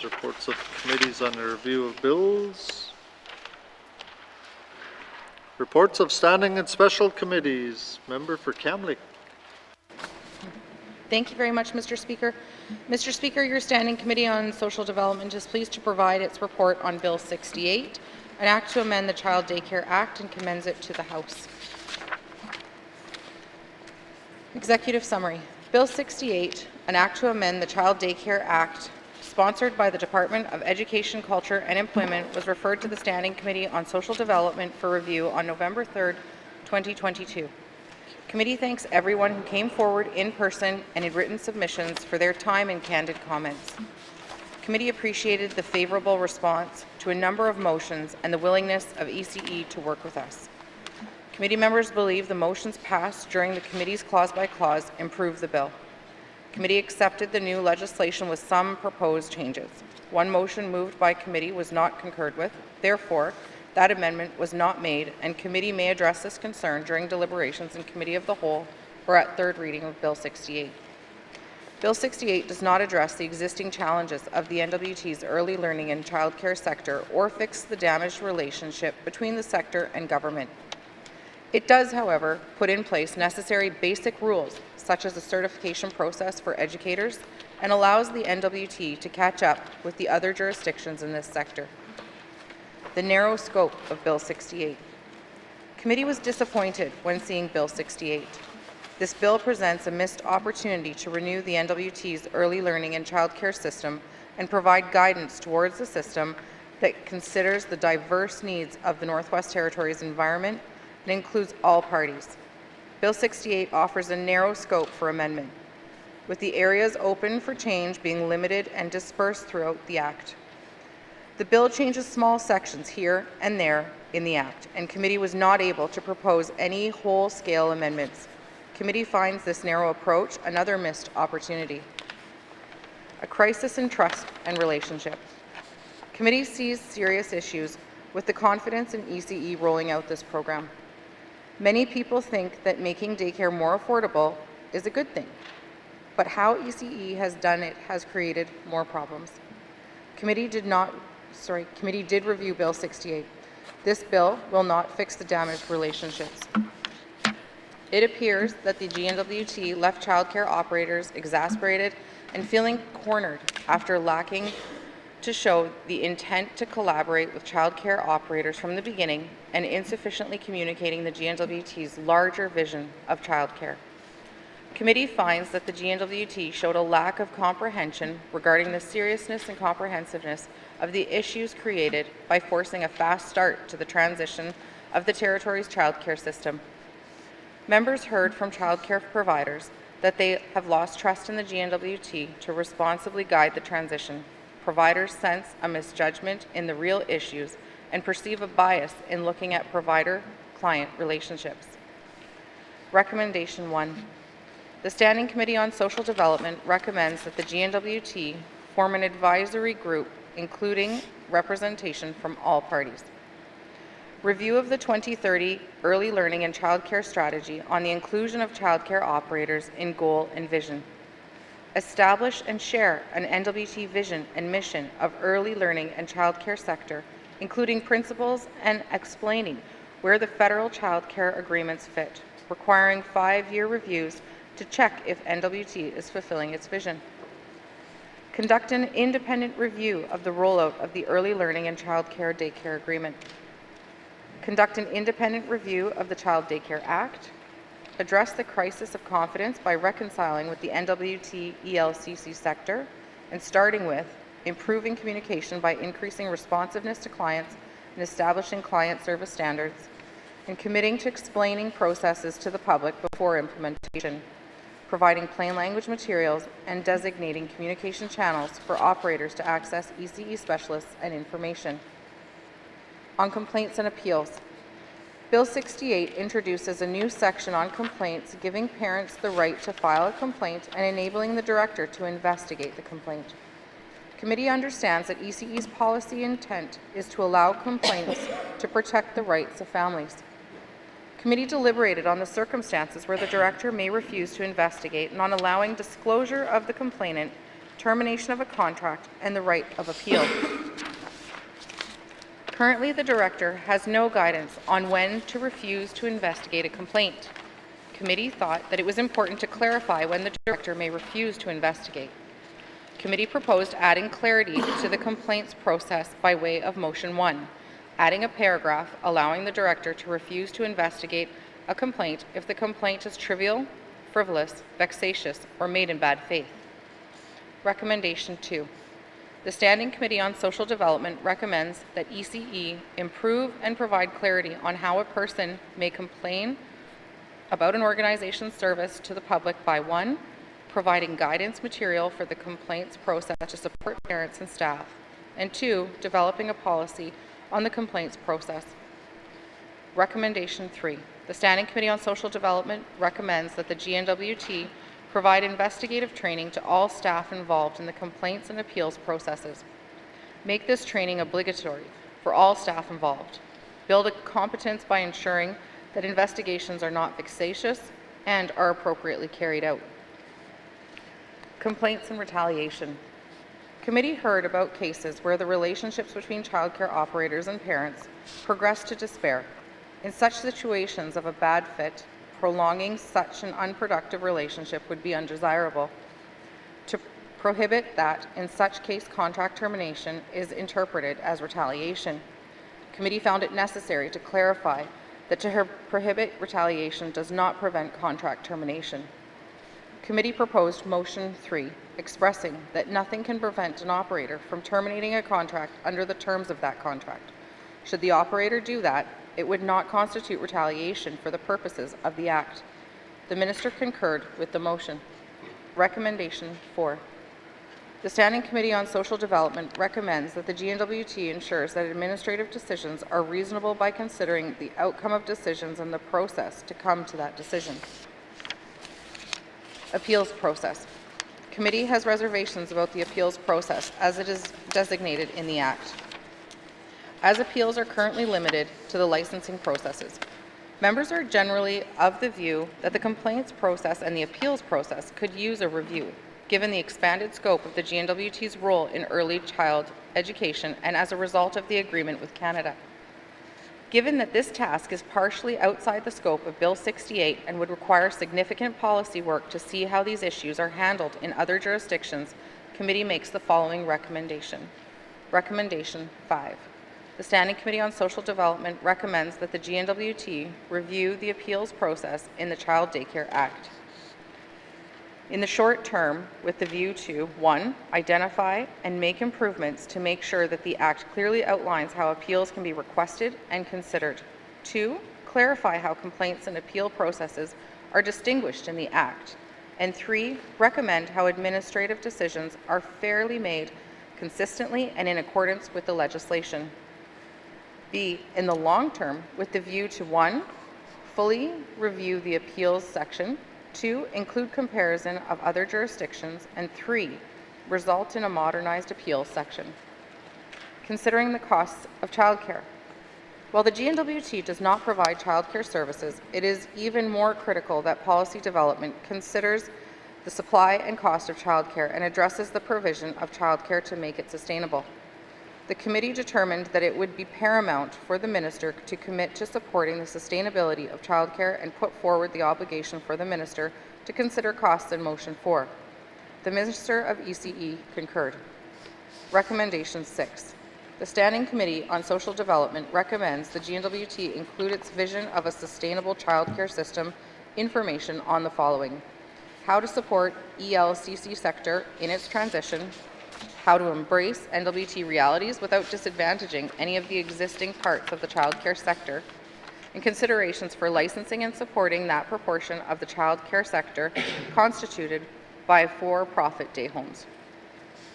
Understanding the needs of the childcare sector. Repeatedly, committee heard that the funding provided by the N.W.T for childcare is insufficient.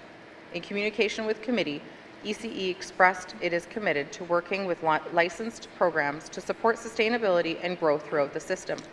However, committee sees a pressing need for the N.W.T and ECE to act to prevent losing childcare spaces in the N.W.T and makes the following recommendation. Recommendation 7. The Standing Committee on Social Development recommends the N.W.T recognize that the actions started under the federal agreement have initiated systems change in the N.W.T early learning and childcare sector and require immediate action by the N.W.T to reduce the volatility that may unfold, and further identify shortfalls in funding targets outside of the federal agreement focused on N.W.T needs, including but not limited to capital and operating funding allocations, incentive loans for new buildings and retrofits, campaign action attracting potential childcare educators, bonus for childcare certificate completions, and strategies to support professional development for ELCC workers to allow training without impacting existing work schedules. Getting regulations right. Bill 68 adds many regulations to the existing legislation. Committee wanted to see a duty on the minister to engage the childcare operators in developing the regulations specifically on fees and wages. Committee welcomed the department's intent to consult and prepared a motion placing an obligation on ECE to consult on all regulations, not just those with the committee had identified as having a financial impact. Motion 5 obliges the minister to provide a copy of the proposed regulations to child care operators to ensure reasonable time for feedback and consider the feedback in the regulations. The minister concurred with this motion. Committee sees the review requirement of regulations as a solid opportunity for ECE to be inclusive and show flexibility when considering the feedback received. Recommendation 8. The Standing Committee on Social Development recommends the N.W.T view the obligation to consult on regulations as an opportunity for innovation, inclusiveness, flexibility, and reconciliation, and be open to considering detailed feedback. Privacy. Committee took the position that it is necessary to create an environment of certainty and clarity and ensure privacy protection for parents and children. The determination was made that ECE should have a privacy impact assessment conducted after drafting the regulations and before the regulations go into the public review phase. Committee proposed Motion 6, requiring the minister to ensure compliance with Section 42.1 of the Access to Information and Privacy Act before recommending regulations. The minister concurred with this motion. Measures increasing the number of child care spaces. All submissions pointed to insufficient childcare spaces in the N.W.T. Presenters spoke about 300 and 400 children being on waitlist in licensed childcare centres in Yellowknife. The need for spaces outnumbers licensed space in the regional centres. In the N.W.T. overall, 13 communities are without licensed childcare facilities. Committee finds the situation alarming and urges the GNWT to respond to the need and investigate innovative options for creating childcare spots without additional costs. Recommendation 9. The Standing Committee on Social Development urges the GNWT to be innovative and identify options for increasing child daycare spots at no or little costs, including but not limited to changing the ratio of educators to children under 2 years of age by reducing the age of the infant category to children under 18 months of age. This would create additional spaces for children 18 months and older. Completing negotiations with N.W.T. Housing to allow licensed childcare to operate in public housing. Creating subgroups and sublicenses to allow childcare centres, school-based childcare, and childcare offered in homes to offer licensed spaces. Create substitute lists or licensing to backfill so that if one educator is sick, not all 6 kids must stay home. Create additional lists or licensing to enable before and after school daycare, including evening care, so that educators who have time can take additional hours. Conclusion. Recommendation 10. The Standing Committee on Social Development recommends that the GNWT provide a response to the recommendations contained in this report within 120 days. Thank you, Mr. Speaker. Thank you, Member for Cam Lake. Motion is in order to the motion. Question has been called. All those in favor? All those opposed? Any abstentions? Motion is carried. The committee report has been received and adopted by the Assembly. Reports of standing and special. Member for Cam Lake. Thank you, Mr. Speaker. Mr. Speaker, I move, seconded by the Honourable Member for Great Slave, that Committee Report 48-19(2), Standing Committee on Social Development Report on Bill 68, an Act to amend the Child Daycare Act, be deemed read and printed in Hansard in its entirety. Thank you, Mr. Speaker. Thank you, Member for Cam Lake. Motion is in order to the motion. Question has been called. All those in favor? All those opposed? Any abstentions? Motion is carried. The report is deemed read. Member for Cam Lake. Thank you, Mr. Speaker. Mr. Speaker, I move, seconded by the Member for Great Slave, that Committee Report 48-19(2), Standing Committee on Social Development Report on Bill 68, an Act to amend the Child Daycare Act, be received by the Assembly and referred to the Committee of the Whole. Thank you, Mr. Speaker. Thank you, Member for Cam Lake. Motion is in order to the motion. Question has been called. All those in favor? All those opposed? Any abstentions? The motion is carried. Committee report has been received and will be moved into Committee of the Whole for further consideration later today. Thank you.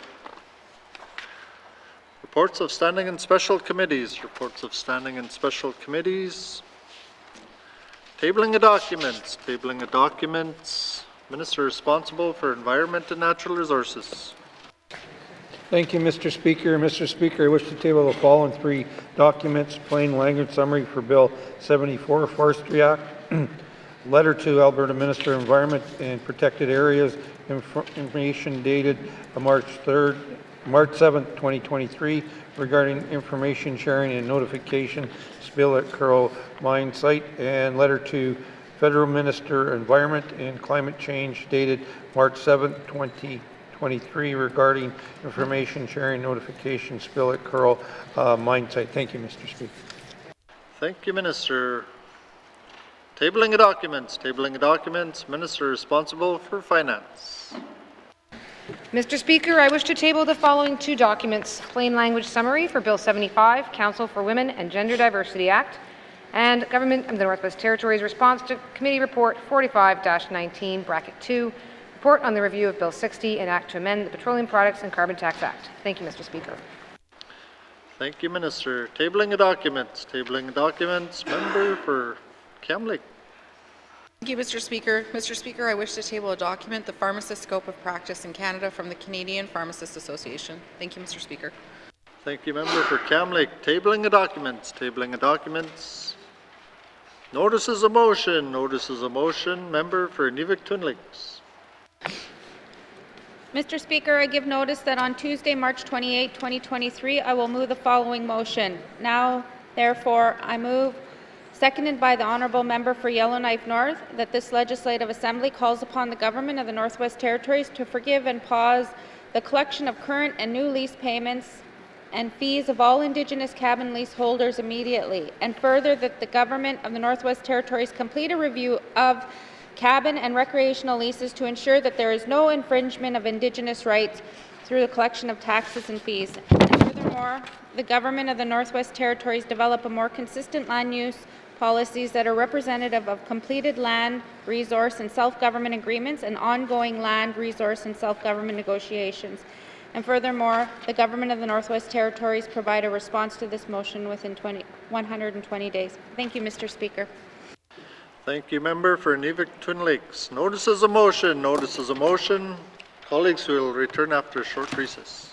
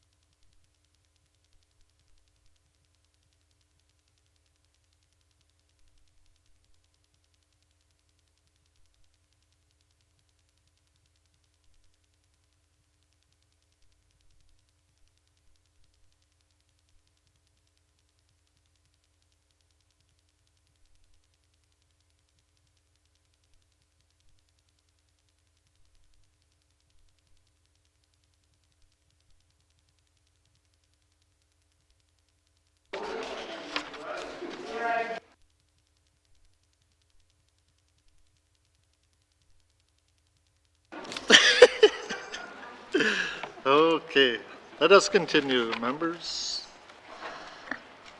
Motions. Member for Great Slave. Thank you, Mr. Speaker. Mr. Speaker, whereas adequate and affordable housing is the most important concern of many Northerners, and whereas without adequate, affordable, and accessible housing, individuals and families lack the basis for healthy living, successful educational participation, security of employment, and participation as full members in the economies, health, and development of our communities. And whereas excessive and unexpected rental increases in private rental units can result in debilitating rents, especially upon low-income earners. And whereas renters require protection and support against high costs of living for inadequate lodging circumstances. And whereas the low vacancy rate indicates strong rental market demand and puts upward pressure on rental prices. And whereas the Northwest Territories Residential Tenancies Act does not include a mechanism which dictates how much a landlord can increase their rent, only how often that rent increase can occur. Now, therefore, I move, seconded by the Honourable Member for Frame Lake, that this Legislative Assembly recommends that the Government of the Northwest Territories update the Northwest Territories Residential Tenancies Act to include maximum allowable rent adjustments which are no more than the 5-year average of the Canada Consumer Price Index. And further, the government include in the Northwest Territories Residential Tenancies Act that increases to rent above the 5-year average of the Canada Consumer Price Index can be applied for by private landlords to the Northwest Territories Rental Officer. And further, that the Government of the Northwest Territories provide a response to this motion within 120 days, and I will request a recorded vote, Mr. Speaker. Thank you. Thank you, Member for Great Slave. Motion is in order to the motion. Question, Member for Great Slave. Okay. Thank you, Mr. Speaker. Mr. Speaker, I think that my motion is pretty self-explanatory. Over the last while, we have seen an increase in rents in our market here in Yellowknife, and in some cases as much as 46%. People's rent has increased in 1 month. We do not currently, as I stated, have any parameters or measures in place in the Residential Tenancies Act to protect renters against high increases to their rent. Only we limit the amount of times or when the landlords can actually bring those increases forward. As part of this motion, I did look at a jurisdictional scan, Mr. Speaker, of different territories, different provinces and what they're doing. Currently, there are 6 jurisdictions that have maximum allowable rent increases, which is British Columbia, Manitoba, Ontario, PEI, Nova Scotia, and the Yukon. There are 2 that have jurisdictions with recommended maximum allowance rent increases, but this is not enforced, and that's in Quebec and New Brunswick. And then there are 5 left that don't have any limitations to the amount of the rent increase, which includes the Northwest Territories, Nunavut, Alberta, Saskatchewan, and Newfoundland and Labrador. Mr. Speaker, why I think that this is so important to do is that given the very, very low vacancy rate right now in our territory for the rental market, private rental units, it leaves our residents vulnerable. As we can see, it's very apparent to large landlords that they can just come in and increase the rent in the apartment without doing any upgrades and sometimes not even providing any heat to the people living in the apartments. I think it sets a dangerous precedent if we don't do anything now to stop this, because there's nothing that's going to stop large REITs like Northview from deciding that they don't want to rent to low-income families and instead would rather rent to the professionals and the students that may be moving north in the next while. We need those people as well. But in this case, it's going to be on the backs of our vulnerable people. So therefore, Mr. Speaker, I think it's very important that we set this precedent now, and I welcome the debate from my colleagues. Thank you. Thank you, Member for Great Slave. Motion is in order to the motion. Member for Frame Lake. Merci, Monsieur le Président. I want to thank the mover for the work on this motion. I think we need to have this discussion and debate, Mr. Speaker. This is one of the tools that we can have in our arsenal to try to prevent homelessness. And I think we need, as I said, we need to have this discussion debate. You know, if you look at the motion, this is a request for this issue to be examined. We're going to hear from the government side about this. And of course, if the government is not prepared to take action, it might be the subject of a potential private member's bill at some point. But I do think we need to have this discussion and debate, and I look forward to the response from the government on this. I will be supporting the motion. Honestly, Mr. Speaker. Thank you, member for Frame Lake. Motion is in order to the motion. Member for Tunade-Welleday.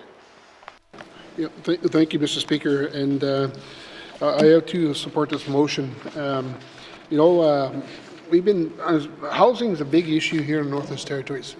And, you know, in my writing in particular, you know, it's to the point where I even have to put documents and everything else on the floor here just to finally get any action. And we already know that there's a big problem. We actually have a housing crisis here in Northwest Territories. We have no plan. When I take a look at what Nunavut's doing, and then we take a look at what, you know, the way we handle housing here in Northwest Territories, and we're still a shortage of public housing in our communities. You know, and we got no new construction in our communities for a very long time. And so what's going on now? I'm dealing with, I also tabled documents in this house about some of my constituents having cockroaches and all that stuff running around their units. It's, you know, and yet the landlords don't do anything, you know, and I'm really concerned about that. So yes, you know, this, some of the leases we also have, they're month-to-month leases. You know, and when you do that, then it gives an opportunity for the landlord to increase their rent anytime they want. And so we can manage this. So we need to have a mechanism, a tool in our tool chest to say that this is something that we could use to manage that. So, Mr. Speaker, I do support the motion on this. Thank you. Thank you, member for Tunade-Welleday. Motion is in order to the motion. Member for Kamloops. Thank you very much, Mr. Speaker. Mr. Speaker, I appreciate the motion brought forward by my colleague from Great Slave, and I also appreciate the work that was put into the jurisdictional scan so that we know what the rest of Canada looks like. Canadian jurisdictions are quite obviously split as far as rent increase caps are concerned, but our sister territory to the west, Yukon, does allow a buffer against the impacts of high inflation as measured by CPI, but this is to a maximum of 5%. Mr. Speaker, I understand a need for certainty, but this also needs to be balanced with the sustainability of the housing sector and availability of more developers to get involved. Landlords cannot be left footing the bill when inflation exceeds the rent cap, and developers and landlords also need to be able, Mr. Speaker, to keep rents affordable, but need a mechanism to address unexpected expenses like a broken furnace, boiler, if flooding occurs. Things happen, and those things need to be able to be addressed, Mr. Speaker. I also want to ensure that housing co-ops, which are provided at cost, can continue to be responsive to what the cost actually is and continue to operate.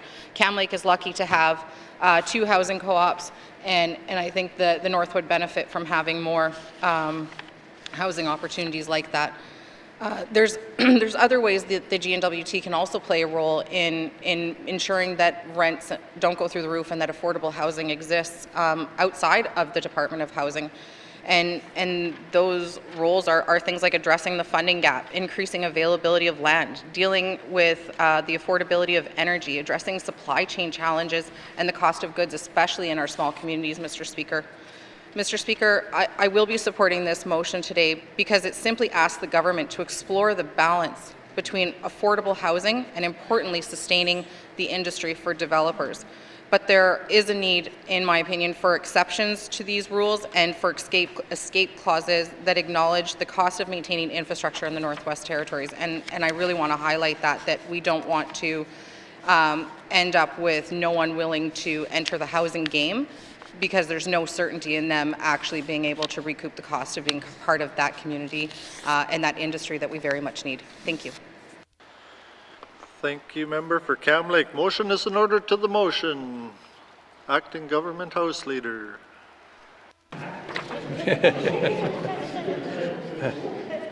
Thank you, Mr. Speaker. Mr. Speaker, as this motion contains recommendations to the government, Cabinet will be abstaining.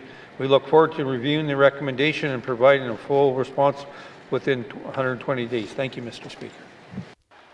Thank you. Minister. Motion is in order to the motion. Question has been called. Member for Great Slave to do closing debate.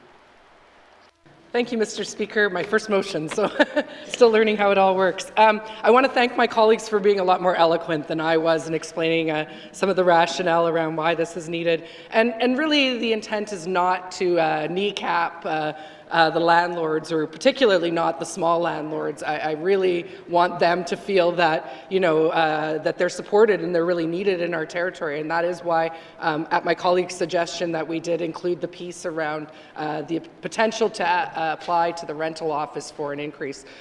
Mostly, Mr. Speaker, I just wanted to get the dialogue started. I wanted the territory's residents to understand and know that their leadership is listening to them, and that we hear them, and that we do understand that the cost of living is becoming quite unbearable. Mr. Speaker, I was at the store yesterday, and the cat food's gone up $4 a bag. So everywhere I look and turn, things are getting more expensive. So I appreciate my colleagues' support on this. Thank you.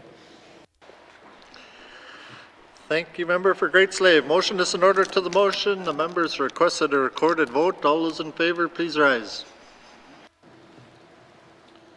Member for Great Slave. The member for Nuvik Twin Lakes. The member for Decho. The member for Cam Lake. The member for Frame Lake. The member for Nunakput.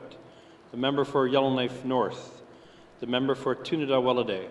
The member for Montfouille. All those opposed, please rise. All those abstaining, please rise. The member for Nahende, the member for Yellowknife South, the member for Satu, the member for Range Lake, the member for Inuvik Boot Lake, the member for Yellowknife Centre.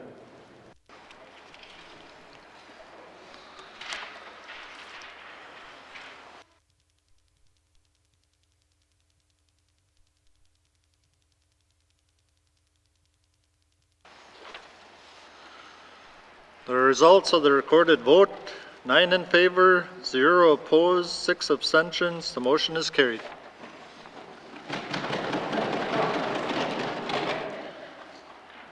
Ooh, 1 second.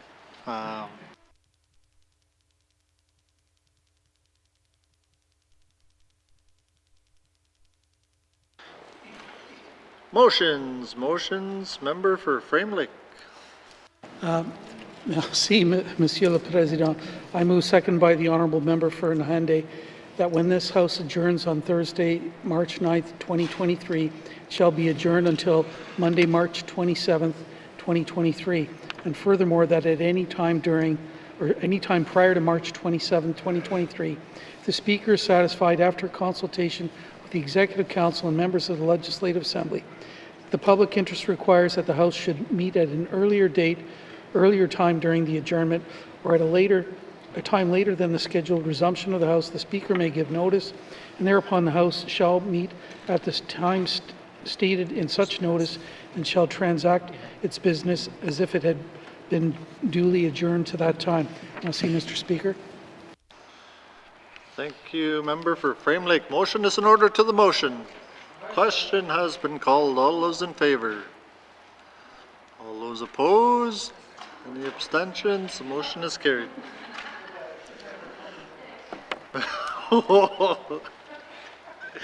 Motions. Notices of motion for the first reading of bills. Minister responsible for Health and Social Services.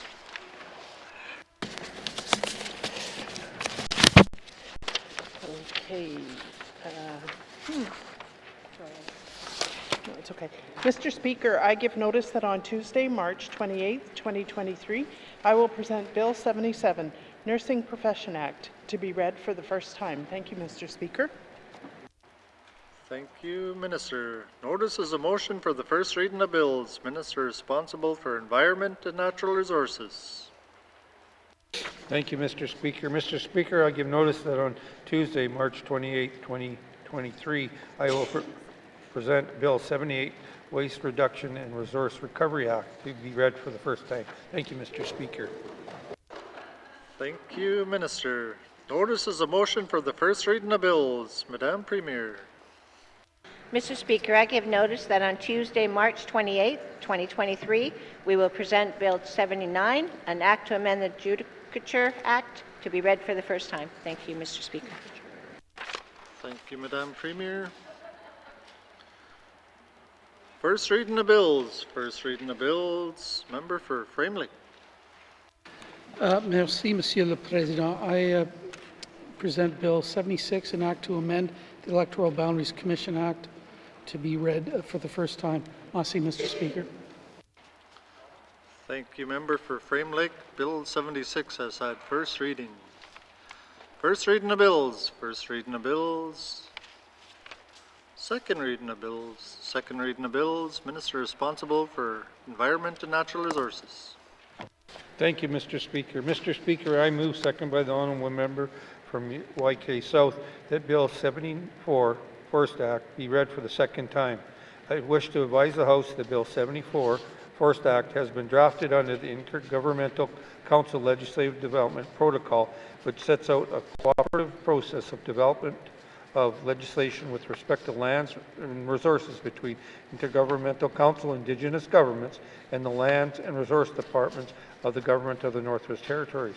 This bill appeals the Forest Management Act and the Forest Protection Act and replaces them with one comprehensive status that locates a responsibility for the stewardship and management of the forest in the Northwest Territories among renewable resource boards, renewable resource councils, forest management committees, and the Government of the Northwest Territories.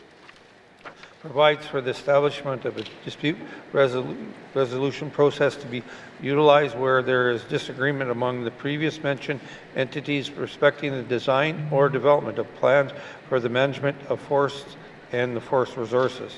Establish forest management and protection standards, including fire, wildfire prevention and control measures. Establish a licensing and permitting scheme with respect to the harvesting and use of the forest resources. Establish an appeal process for persons affected by decisions made under this act. Establish prohibitions, offenses, and penalties, and sets out an investigation and enforcement regimen, and authorize the minister to make regulations. Thank you, Mr. Speaker. Thank you, Minister. Motion is in order to the principle of the bill. Member for Frame Lake. Merci, Monsieur le Président. I will speak to what this bill is all about and the process that resulted in the bill. Also provide some comments on the bill and concerns with what is there and what is missing. There will be some praise, but also some harsh words that reflect my continuing concern around the failure of Cabinet to implement its open government policy. To be honest, I simply edited the remarks I made almost 4 years ago to this day, almost the same day, on Bill 44 from the 19th Assembly. Some of those concerns are addressed in the new bill, I'm happy to say, but others have been completely ignored. What is Bill 74 all about? This is a much needed bill to modernize our forestry practices and management, including fire control. N.W.T has a Forest Management Act and 4 sets of regulations under it. This legislation allows for the establishment of supervisor and officers. The powers of the minister are also set out. Agreements can be entered into and permits and licenses issued for forestry activities. An appeal process is set up. An enforcement regime is established, including offenses. Penalties are set out along with a regulation-making authority. There are regulations that set out more detail for permits and licenses for harvesting, commercial operations, and research. Charges and fees are laid out, including those related to reforestation. Record keeping is also required. The other 3 regulations create a forest management unit near Cameron Hills for the cutting of timber, zones for management purposes, and other areas for management. There's also a Forest Protection Act with no regulations under it. It deals largely with fire suppression, duties to report, and duties to assist. Offenses and penalties are also established with ministerial power to create regulations. The old Bill 44 Forest Act was introduced in the last Assembly, but was eventually withdrawn due to complaints and concerns expressed by Indigenous governments, the public, and Standing Committee. There was no opportunity for Indigenous governments to review the final draft of the bill. It was very poorly constructed, Mr. Speaker. It would have taken a lot of work to properly reorganize it and to incorporate co-management and public participation. Thankfully, the then minister withdrew it. Virtually all of Bill 44 has been carried over into Bill 74 with substantial reorganization and improvements I'll discuss a little later. So Bill 74 Forest Act will repeal and replace the two current pieces of forest legislation and the regulations. Modern forestry legislation should establish a planning and management regime, and the bill does that while ensuring a collaborative approach with Indigenous governments and integration of co-management processes and bodies. The Forest Act also sets out overall Bill 44 sets out overall administrative roles and responsibilities. Sustainable forest management is outlined, followed by a detailed section on forest fires and suppression. Agreements, permits, and licenses are provided for in the bill, and there is a detailed appeal process. Officers are created to provide enforcement through inspections, investigations, and seizures with fines and penalties as well. Alternative measures may be agreed upon. Regulation-making authority is spelled out. Lastly, there are some transitional provisions. Development of the bill. The bill was co-drafted under the Intergovernmental Council Legislative Development Protocol of 2020. A technical working group comprised of Indigenous government staff and N.W.T staff developed the bill. From every report I have heard, there was satisfaction with this process from those Indigenous governments that participated. The evidence of collaboration is clearly evident in the bill, from new sections on collaboration and the integration of co-management bodies and processes. I look forward to hearing from these and other Indigenous governments during the review of the bill by Standing Committee. The Department of Environment and Natural Resources was the lead N.W.T agency during this process. I cannot find any evidence of any public engagement by the department during this assembly until a discussion paper was released on November 21st, 2022. A so-called Have Your Say webpage was set up on that date with instructions to submit comments by email, or you could also apparently post questions. No questions or comments appear to have been posted on that page, Mr. Speaker. The deadline for comments was December 21st, 2022. That was also extended by a week. The phone number shown on the web page did not work and was subsequently corrected. A public presentation on the discussion paper and process was requested by Alternatives North, who broadcast that meeting on December 21st, 2022, and I observed that event. That group made a written submission that I tabled in the House earlier this week. After 3 years of co-development of the bill, the public was only included at the very end with 5 weeks to comment, including some time over the busy holiday season. A so-called What We Heard report was released on March 6, 2023, with 4 substantive pages of text. The preparation of the report took almost twice as long as the time given to the public to submit comments. And apparently there was only one written submission, Mr. Speaker. I've seen a lot of What We Heard reports during the Assembly, but this is one of the worst I've ever seen. Only one submission was received, as I said, so we can easily compare the report against what was actually said, and it appears to me, Mr. Speaker, that the department is deaf. The report dismisses all of the issues and concerns that were raised. The department claims it will prepare regulations at some future date that will allow for public participation. These same concerns were raised on Bill 44, were dismissed then, and not addressed in Bill 74, so I have very little confidence that the department will actually follow through in any serious way. I'm very curious to know whether this public engagement actually resulted in any changes to the bill. The department did not share much information with Standing Committee on the development of the bill. There was a request for information on a timeline in November 2022, but no briefing was offered. I do want to commend Cabinet for a recent decision. I'm commending Cabinet, Mr. Speaker, for a recent decision to provide a confidential advance copy of bills to members after Cabinet has approved them and before they are introduced. This provides members with additional time to review each bill before it receives first reading and becomes public, and before remarks can be made on the principle of the bill at second reading. This will prove very helpful for members who do wish to speak at second reading, and I sincerely thank Cabinet for this innovation. This would have helped me enormously in the last Assembly as I struggled to read a bill and then pull together comments overnight. That being said, it took me about 4 hours of reading and studying Bills 44 and 74 to understand what changes had been made, and I will cover that in the next section, Mr. Speaker. Principle and merit of the bill. Here's what I had to say about Bill 44 in the last Assembly. There are a number of very serious issues with this bill as I see it. It is almost as if the bill was done before it was half done before it was introduced. There's no logical order or flow to it. One might expect to see research and inventory work lead into the development of management plans, which would then form the basis for forest use through agreements, followed by licenses and permits that would authorize specific forestry activities that would be monitored and reported on. Although the bill contains most of these functions, they are scattered out about in an almost incomprehensible fashion. That's what I said on the last bill, Mr. Speaker. I'm very pleased to report that these drafting and organizational problems have been fixed in Bill 74, thanks to the drafters and the technical working group for sorting this out very well.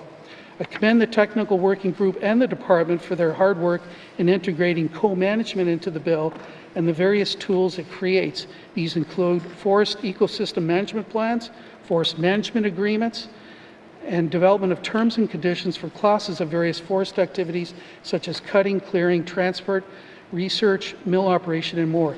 The bill requires collaboration. This means sharing of information, opportunities for comment on these tools by Indigenous governments and organizations, renewable resource boards, and committees. Mr. Speaker, one of the most interesting parts of the bill provides for forest management committees to be established, recognized, and incorporated into decision-making for Indigenous peoples in areas outside of lands, resources, and self-government agreements, particularly for those governments that are not part of the Intergovernmental Council. This is a really good thing, Mr. Speaker. A forest superintendent position is created with extensive powers, but very few actual duties. For example, the forest superintendent may develop forest ecosystem management plans. These will be the very foundation of the whole system of agreements, permits, and licenses to make sure all forest activities are sustainable. It's not clear whether agreements and harvesting can or will take place without a plan, but I don't believe that's a very good idea. Another example, the forest superintendent may monitor the state of our forests and is required to report on that to Indigenous governments and co-management bodies, but not the public. My greatest concern with the bill is that there is virtually no role for the public in any of the decision-making and sharing of information. That's not for the Intergovernmental Council to sort out, but N.W.T's responsibility, and it has failed dismally. The only mention of the public is as a recipient of notices for fire bans and the restricted areas due to fires. There's no role for the public in developing forest ecosystem management plans, reviewing forest management agreements, permits or licenses, receiving notices of forest threats and actions. Mr. Speaker, community governments do not have to be notified of forest threats and actions either. There's also a lot of authority and power invested in the forest superintendent and officers to issue notices, directions, prepare plans, and so on, but nowhere does it state that any of these documents are public or where they may be found. I raised the same issue earlier in the sitting under the current forest management legislation and got vague and incomplete answers. The logical place for all of this information to be located would be an online public registry accessible to all. This is how the co-management bodies work and how the public has come to expect where information can be found. Provisions for a public registry were added to the Protected Areas Act, the Public Land Act, and the Mineral Resources Act in the last Assembly, and that is desperately needed in this bill. How is anyone supposed to know what is going on without a public registry? I simply don't understand the resistance of the department to create a public registry. Yes, there is a cost to doing this, but this government continues to receive funding from the federal government to responsibly manage resources. If we want responsible resource development, accountability, transparency, and public participation, a public registry is part of doing business right. There are problems with the appeal process laid out in the bill in that the only parties that seem to be able to initiate a dispute are an applicant that is denied or issued something they disagree with. Indigenous governments and co-management bodies can also file appeals. Although the issue of surface rights holders and their interests were raised, the bill does not address this issue. I'm going to try to explain this a little bit more clearly, Mr. Speaker. If there was a lodge or a recreational leaseholder or even a rights-based cabin in an area, a timber cutting license could be issued covering those locations. Those individuals would not have any right of appeal. If a mining claim were staked over those properties and there was a dispute over exploration activities, there is a process for resolving those issues. For forest activities, there is no provision to resolve any such dispute. The bill deals with fire suppression, and there's a mandatory requirement for prevention and preparedness plans for industrial activities. This is a good feature, but there's no provision for any kind of review or public participation, even by a community government that may be nearby or called upon for assistance. The supervisor can provide reimbursement for those called upon to assist, but there does not appear to be any dispute resolution process if the amount offered is not accepted. Fees or charges in respect of reforestation or land clearing are to be tracked as a special purpose fund and are to be used only for forest renewal activities. This is good in principle. However, there is no requirement for any monitoring or evaluation of the effectiveness of such efforts and no public reporting either. This does not create any accountability or transparency. Again, as we have seen with many of the resource management bills from Cabinet, there's a troubling pattern of extensive and sweeping ministerial power and discretion without many checks or balances. However, in this bill, a better balance is achieved with some checks and balances through required collaboration with Indigenous governments and co-management bodies. That being said, there are 58 listed areas for potential regulations that take up 3 pages in this 67-page bill. Lastly, there are few links or coordination specified with other resource management functions, such as land use planning. Presumably, if there is an approved land use plan in place, any forest management agreement, permit, or license should conform to that plan, and non-conforming applications should be automatically rejected. The bill is silent on this, but needs to spell that out more clearly. And they should conform, Mr. Speaker. I look forward to working with my colleagues on the Standing Committee on Economic Development and Environment to hear what Indigenous governments, non-governmental organizations, industry, and the public have to say about improving this very important piece of legislation. Merci, Mr. Speaker. Thank you, Member for Frame Lake. Motion is in order to the principle of the bill.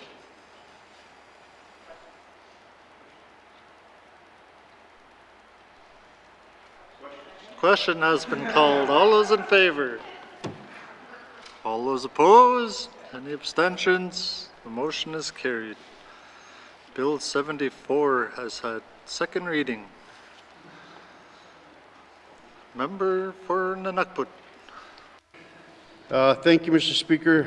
Set out in table document 885-19(2), Process Convention on the Introduction, Consideration, and Enactment of Bills drafted pursuant to Intergovernmental Council Legislative Development Protocol. I seek unanimous consent to waive Rule 8.3(1) to increase Standing Committee's review period from 120 days to 180 days with the intention that the committee will report back Bill 74 during the final sitting day of the 19th Legislative Assembly. Thank you, Mr. Speaker. Thank you, Member for N.W.T.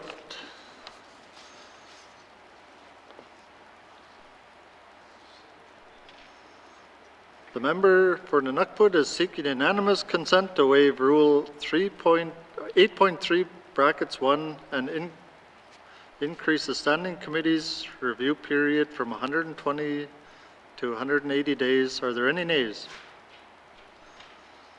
Hearing none, the time for the committee's review of Bill 74 has been increased from 120 to 180 days. Second reading of bills. Second reading of bills. Minister responsible for the status of women. Mr. Speaker, I move, seconded by the honourable member for the Nahende, that Bill 75, Council of Women and Gender Diversity Act, be read for the second time. This bill repeals the Status of Women Council Act and establishes the Council for Women and Gender Diversity. The bill also clarifies rules and responsibilities under the Act, clarifies the composition of the Council, and redefines its objects and powers. Thank you, Mr. Speaker. Thank you, Minister. Motion is in order to the principle of the bill. Question has been called. All those in favour? All those opposed? Any abstentions? The motion is carried. Bill 75 has had second reading. Second reading of bills. Second reading of bills. Consideration in committee of the whole of bills and other matters. Bill 23, 29, 60, 61, 63, 66, 67, 68, and 73. Committee report 40, 43, 44, 47-19 brackets 2. Minister statement 264-19 brackets 2. Table documents 681-19 brackets 2. Table document 694-19 brackets 2. Table document 813-19 brackets 2. Table document 881, 882, and 883-19 brackets 2. One second.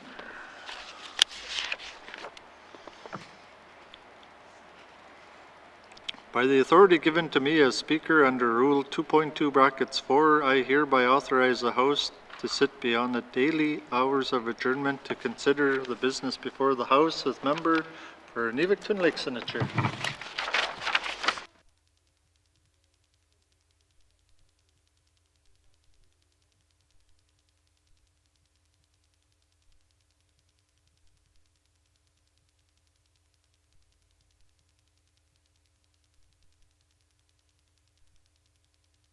I now call Committee of the Whole to order. What is the wish of committee? Member for Frame Lake.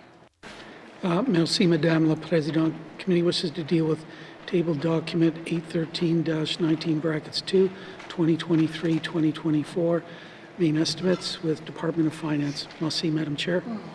Thank you. Does committee agree? Thank you. Committee will take a 5-minute break and get started with finance. 5 minutes.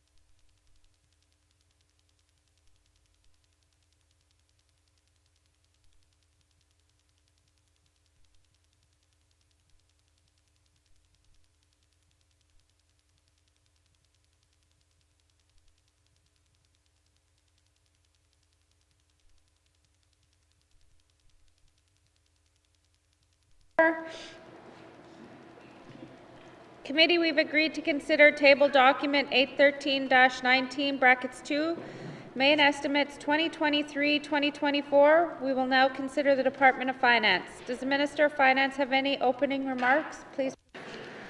Thank you, Madam Chair. I'm pleased to present the 2023-24 main estimates for the Department of Finance. These estimates support the mandate objectives for the Department of Finance while continuing to meet the Government of the Northwest Territories' fiscal objectives to prioritize responsible and strategic spending. Overall, the Department's main estimates propose an increase of $16.29 million, which is 5.1% over the 22-23 main estimates. Highlights of the proposed main estimates include a $927,000 reduction to contract budgets in order to better align funding with actual expenditure levels the Department has experienced in prior years. $4.42 million in forced growth, mainly driven by a $2 million increase to interest expenses to accommodate the yearly interest on the long-term bond issued by the N.W.T. This is in addition to a $2.3 million increase to medical travel funding associated with an increase in public service as well as growing travel costs. $1.104 million to fund a health recruitment unit initiative as the N.W.T works to alleviate staffing pressures in the healthcare system through increased focus on healthcare professional recruitment and retention, and $10.27 million in other adjustments, which includes an $8.28 million increase to the carbon tax offsets provided by the government, coinciding with the increase in the carbon tax rate along with the new proposed methodology under which rebates will apply. Additionally, there will be a $3.99 million increase to the contribution amounts provided to Housing N.W.T to support their efforts in addressing housing needs across the territory. These estimates continue to support the priorities of the 19th Legislative Assembly and vision of Budget 2023 by supporting strategic investments to expand the economy and reduce the cost of living in communities across the Northwest Territories through the development and improvement of reliable broadband services, continuing to deliver and improve procurement services and contracting opportunities, and ensuring that the N.W.T departments have the support they require to manage both human and financial resources appropriately. That concludes my opening remarks, Madam Chair. Thank you. Minister, do you wish to bring witnesses into the House? Yes, please. Thank you. Sergeant at Arms, please escort the witnesses in.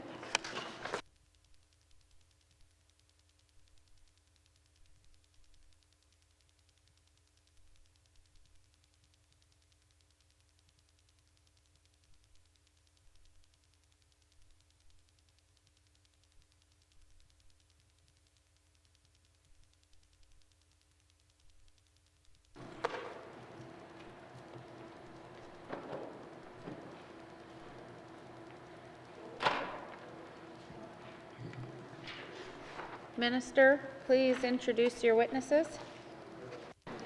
Thank you, Madam Chair. Madam Chair, on my left is Deputy Minister Bill Mackay, and on my right is Deputy Secretary to the Financial Management Board, Terence Coutre.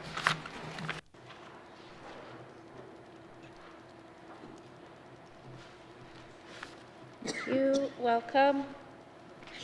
Does committee agree to proceed to the detail contained in the table document? Committee, we will defer departmental summary and review the estimates by activity summary, beginning with Directorate. Starting on page 154 with information items on page 55 and 56. Are there any questions under the Directorate? Member for Frame Lake. Thanks, Madam Chair. On page 155, there's a line item that says Social Justice Fund. That sounds pretty cool. Can the Minister tell us what that money is used for? Thanks, Madam Chair. Thank you. Minister? Thank you, Madam Chair. This was negotiated as part of a collective agreement some years ago, and it goes to the Public Service Alliances of Canada Social Justice Fund, and 50% of that goes to United Way Northwest Territories. Thank you. Thank you. Member for Frame Lake. Thanks, Madam Chair. So the remaining 50% stays with the PSAC Social Justice Fund, and they disperse that? Is that correct? Thanks, Madam Chair. Thank you. Minister? Madam Chair, why don't I have the Deputy Minister describe the fund, please? Thank you. Deputy Minister. Thank you, Madam Chair. So as the Minister said, there's matching contributions made by the Government of Northwest Territories to the Social Justice Fund, with 50% of the contributions allocated to the United Way Northwest Territories and 50% are allocated to different causes that the union chooses, but I don't have those exact areas that they go in at hand. Thank you. Thank you. Member for Frame Lake? No, thanks. Okay, that's good. The Housing Corporation line just above that, I probably asked this before, but how's that kind of actually calculated? Does the Housing Corporation present a budget to the Department of Finance or FMB, then it's approved or reviewed somehow? Yeah, let's start with that. Thanks, Madam Chair. Thank you, Minister. Thank you, Madam Chair. Madam Chair, essentially the main estimates that would have been seen by the House earlier in the Committee of the Whole process is what comes through Financial Management Board and gets approved. So it's a similar process, although because they're the corporation and not the housing, not a department, that's why the money shows up here going through the Department of Finance. Thank you. Thank you, Member for Frame Lake. Okay, so I'm just trying to understand, does the Housing Corp just say this is our budget, or is there any review of that by FMB and or Department of Finance? Thanks, Madam Chair. Thank you, Minister. Thank you, Madam Chair. So it goes through the same process as every other department would in terms of going to FMB and being analyzed by the Management Board Secretariat. Thank you. Thank you, Member for Frame Lake. Okay, thanks, Madam Chair. Just over on the previous page 154, there was a rather large, back in 21-22, line item for Financial Management Board, and then it came down pretty dramatically. So can I get an explanation as to what that spike was all about? Thank you. Thank you, Minister. Thank you, Madam Chair. I certainly can. Sorry, yes, so that's the difference there. That, Madam Chair, was positionally, well, a couple of things, Madam Chair. There were some changes in terms of compensation and benefits.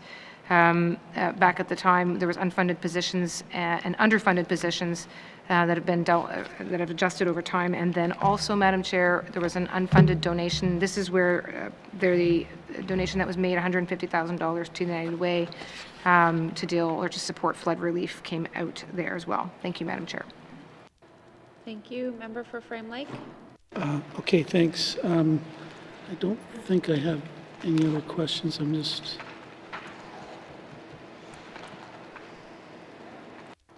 Thank you. All right. Are there any further questions from members under the Directorate? Seeing none, please turn to page 336, or sorry, wrong, to 154. Finance and Directorate Operation Expenditure Summary, 2023-2024 main estimates, $89,303,000. Does committee agree? Thank you. We'll now turn to page 158. Human Resource with information items on page 159. Questions? Member for Yellowknife North. Thank you, Madam Chair. I'm looking at page 159 and I see that Human Resources unit within Finance is adding 8 new positions. Can someone just tell me what those positions are? Thank you. Thank you. Minister? Thank you, Madam Chair. Madam Chair, these positions are for the Human Resources Health Recruitment Unit. It really is I can certainly actually provide the detail of breakdown of where they are, but let me just I'll turn to the Deputy Minister, please. Thank you, Deputy Minister. Thank you, Madam Chair. So that's a new initiative funding to provide to the Management Recruitment Services for the establishment of a health recruitment unit. So, well, actually not the establishment, it's to, the unit already exists. It was to enhance that unit. So there's 8 positions that are being added to that. 1 manager based in Yellowknife, 2 human resource officers in Yellowknife, 1 HRO in Inuvik, 1 in Fort Smith, and then 2 junior HROs in Yellowknife and 1 human resource assistant in Yellowknife. Thank you, Madam Chair. Thank you. Member for Yellowknife North. Thank you, Madam Chair. Can someone just try to explain to me whether how this unit has changed over time with health hiring? My understanding is prior to the amalgamation, the health authorities were doing all of their hiring themselves, and they have their own HR officers. That's no longer the case. And I think now we still have a bit of a hybrid model where there are some hiring being done in health with the assistance of this unit. Can someone just try to explain it to me? Thank you. Thank you. Minister. Thank you, Madam Chair. Madam Chair, so there is a joint initiative between the Department of Health and Social Services and the Department of Finance, and I will speak specifically to the health area, though really, Madam Chair, at this point, the Department of Health mirrors more closely what happens in other departments, in that there are still management roles for the department's staff that then work with a human resources officer, client services officer who can support the work that goes on to hire someone into an individual department or division. The health recruitment unit, though, is a little bit different, so understanding that this may be the focus here, this is really meant to address, firstly, the mandate item that we have to increase specifically health professionals in the Northwest Territories, but also arising and focusing on the challenges of recruitment of health professionals right now, specifically given labor market shortages across Canada. This began under the mandate item and has really been refocused and given even more attention in light of what's going on. So there are some, with the specialized efforts to support the Department of Health and Social Services, the health recruitment unit can undertake extra and added work to focus on what's going on in the health services labor market, to initialize specific campaign drives to try to recruit nurses to spend extra efforts, for instance, attending focused conferences. And perhaps I'll stop there, Madam Chair, and make sure I've answered the question adequately. Thank you. Thank you. Member for Yellowknife North. Thank you, Madam Chair. Yeah, I guess I don't fully quite understand it. One of the complaints I know we have heard is that a manager over at the health authority will identify a candidate and want to hire them, and then they have to kick it over to, I assume, someone in HR. I don't know if it's actually specifically the recruitment unit, and then there's this turnaround time. And I believe, we've actually been improving it, so perhaps that is the question. Can someone just tell me how quickly HR is now processing, especially for health? And I know there's multiple different timelines. You could, from advertising to interview to actual contract, but whatever data we have available of us, has this been sped up and we're making some progress on this area? I think it's usually post-interview to contract in hand. Thank you, Madam Chair. Thank you. Minister?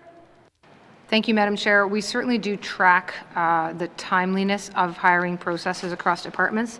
I don't have that data in front of me, and it hasn't appeared in my eyes as I'm sitting here, so I will commit to get back to the member with that. Are there any further questions under the Finance Human Resources? Member from Montfouille. Thank you, Madam Chair. I know this is further to what my colleague just said.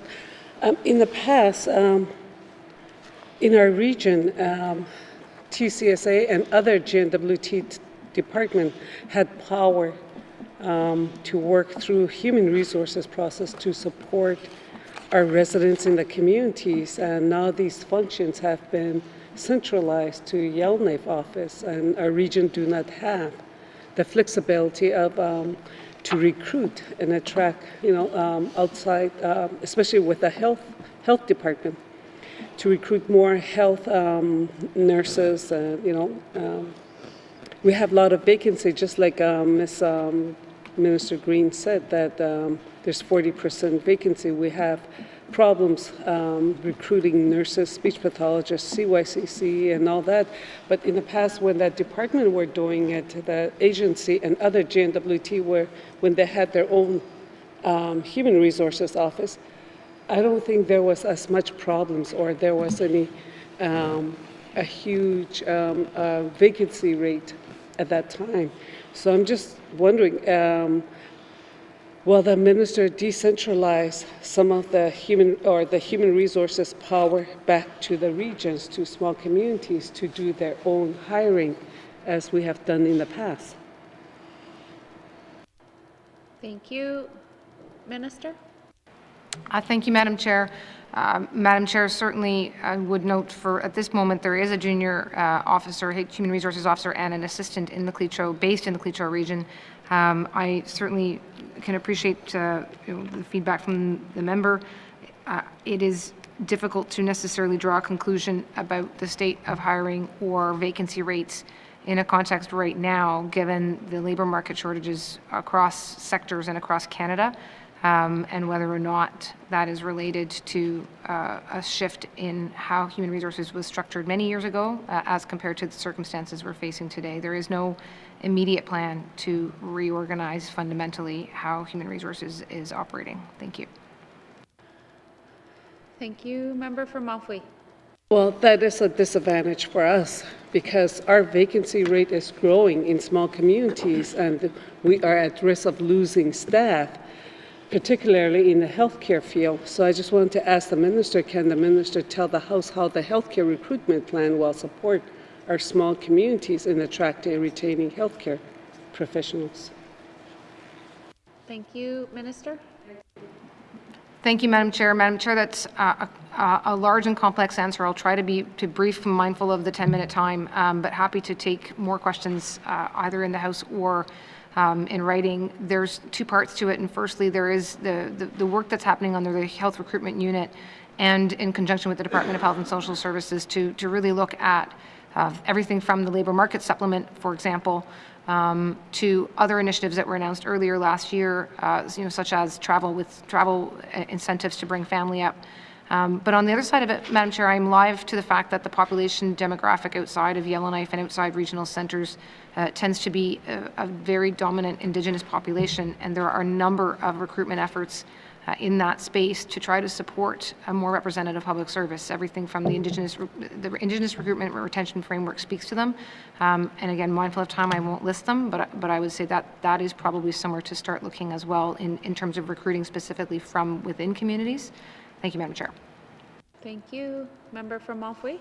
Yes, thank you. Okay, I know that work is being done to support the recruitment, but I need to know how our community are being thought of in this whole process. Can the minister explain how the headquarters empowers our region to attract and retain healthcare professionals? Thank you. Minister?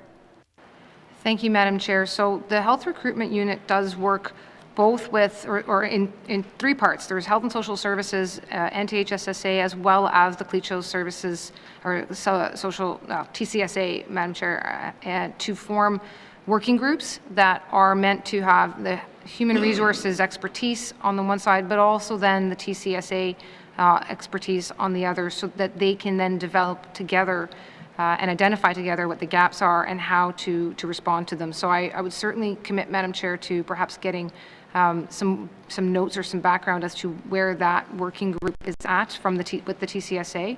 I do get regular reports in a general sense as to what's coming back from HRU, but and I would certainly suggest that some specifics from the working group might be the best answer and more helpful. Thank you. Thank you. Member from Malfui. Well, this is just in general too as well, so I just want to know how GNWT is working with agency and other GNWT departments and Indigenous governments to support recruitment efforts, of healthcare professionals in many of the small communities. Thank you. Thank you. Minister? Well, Madam Chair, perhaps more broadly then, I'll take a look at the regular reports that I do receive from their health recruitment unit and see if we can provide that so that members have a better sense of what the work is that they're accomplishing. I would say, Madam Chair, that they actually have seen some successes in terms of their hiring and some reduction in overall vacancies. However, of course, the market remains challenging, so that's not to say that the situation is solved, but it would be worth an update from them, and we'll provide that. Thank you. Thank you. Member for Frame Lake? Thanks, Madam Chair. The healthcare recruitment team, I'm just wondering, where are they actually physically located? Are they in with everybody else from HR, or are they over with Health and Social Services staff? How does that work? Thanks, Madam Chair. Thank you. Minister? Thank you, Madam Chair. So it is an initiative that comes out from the Department of Human Resources, so finance, and obviously as a headquarters functions, but then beyond that, this is again the 8 positions that we were just describing here in the main estimates have locations beyond Yellowknife. There's human resource officer positions now being added to as I'm going to get it wrong now, to Nunavik and Smith, with a view to being much more closer to where those positions would be required. Thank you, Madam Chair. Thank you. Member for Frame Lake? Okay, thanks. Well, let's just focus then on the positions in Yellowknife. And, you know, I presume that there's not warm bodies there right now, but where are they actually going to be located? I guess where I'm going with this is it might be better if they're actually located closer to the Health and Social Services staff and the workers there, as opposed to just being kind of lumped in with all the rest of the HR people. And look, I don't even know where they are in Yellowknife, what building they're in. So, but I guess if I could get some clarification of that from the Minister. Thanks, Madam Chair. Thank you. Minister? Thank you, Madam Chair. Madam Chair, the Yellowknife-based staff, I understand, are based in Yellowknife, or in the YK Centre. Madam Chair, it's part of recruitment services, so, I mean, they can be embedded with other professionals who do recruitment as a day-to-day, or, I mean, embedded with healthcare professionals. To be honest, Madam Chair, I would expect that professionals in this sphere, and given the nature of their work, are expected to engage directly and regularly with their counterparts, whether it's the professionals on the recruitment side or whether it's those who are within Health and Social Services. So, yeah, thanks, Madam Chair. Thank you. Member for Frame Lake? Yeah, okay, well, I tried. So I'm just wondering whether the folks on the HR side ever talked to UNW, not about wages, anything like that, but about recruitment and retention. What work, if any, could be done or should be done with UNW to try to make sure that we can keep those positions staffed. Thanks, Madam Chair. Thank you. Minister? Thank you, Madam Chair. Madam Chair, there is a health working group jointly populated by the UNW and Human Resources or Department of Finance. And there are regular meetings, a variety of regular meetings between the Department of Finance and UNW, and I am told that it's at an officials level, but that is a standing item, specifically the idea of recruitment services, health recruitment. It's a standing item at those meetings. Thank you. Thank you. Member for Frame Lake? No, okay, that's, just wanted to raise that, and it sounds like there's a collaborative thing going, so that's all good by me. Thanks, Madam Chair. Thank you. Are there any further questions under Human Resources? Member for Great Slave? Thank you, Madam Chair. I just want to echo a little bit of the concerns from my colleagues around the decentralization of the Human Resources function. As I've moved through some of my own health stuff with the hospital and talking with technicians and things there is a perceived notion, and I don't know how accurate it is, that the holdup on some of the recruitment is the Department of HR and not the Department of Health, and that, you know, as it was put to me, the job description, et cetera, had already been put in long ago to the Department of Finance, and nothing had moved. And so I just wanted to echo that that is a concern that I hear. I do recognize that, you know, everybody is struggling for employees at this time, but it sounds like we are a bit bogged down at times in our process. So I don't know that I really have a question in that, but just more that I do hear the same things as my colleagues, and particularly in the more specialized hiring areas, that perhaps some of that control needs to go back to the departments. But my question is a bit around Indigenous representation, particularly Indigenous men. I think it's still stagnant at the 8% representation. And as a government, we do very well with hiring of women generally. So I think that there is a real lack here, or something is obviously very flawed if Indigenous men are only 8%. So I also hear stories of tokenism and such, or where people are hired but only then to be sort of that face, but not really advancing or having the opportunities for training. So I guess I just want to hear the minister speak a little bit more about how things are changing to increase the representation of Indigenous people within the N.W.T, and particularly Indigenous men. Thank you. Thank you. Minister. Thank you, Madam Chair. Madam Chair, Department of Finance doesn't believe in tokenism. There is, of course, a number of efforts, as I know the House is familiar with respect to Indigenous recruitment and retention generally. So again, Indigenous recruitment and retention framework, which was introduced now a couple of years ago, but which is starting to roll out, and I believe will be bearing fruit. So one of the things is that individual departments now have specific targets. I think that's a big deal, and it's worth focusing on a little, because if you don't even have a target, you can just say you're working on something without actually having something to work towards or to be measured against. So with those targets now in place, and they're individualized because different departments have different types of work available to them, and therefore can focus on different types of recruitment strategies or different kinds of training to ensure that people are moving up through the ranks depending upon the nature of the jobs. So that should apply regardless of someone's gender. I would agree that we do right now, in some positions, it's actually men who need to be supported perhaps more to achieve a parity than women. Madam Chair, I'm going to give a bit of a plug to the review we're doing right now of the affirmative action policy, which really doesn't have necessarily that kind of look at what's happening in the labor market. It is simply a policy that applies based on one's identity feature, rather than an equity policy that looks at the gap between what's happening in the labor market and who we actually have working for us. So that's just one more reason that we're looking to look at how we're actually hiring and who we're promoting. Thanks, Madam Chair. Thank you. Member? Yeah, I'm pretty sure nobody likes tokenism, but maybe lip service is another phrase that we can throw out when it comes to this conversation.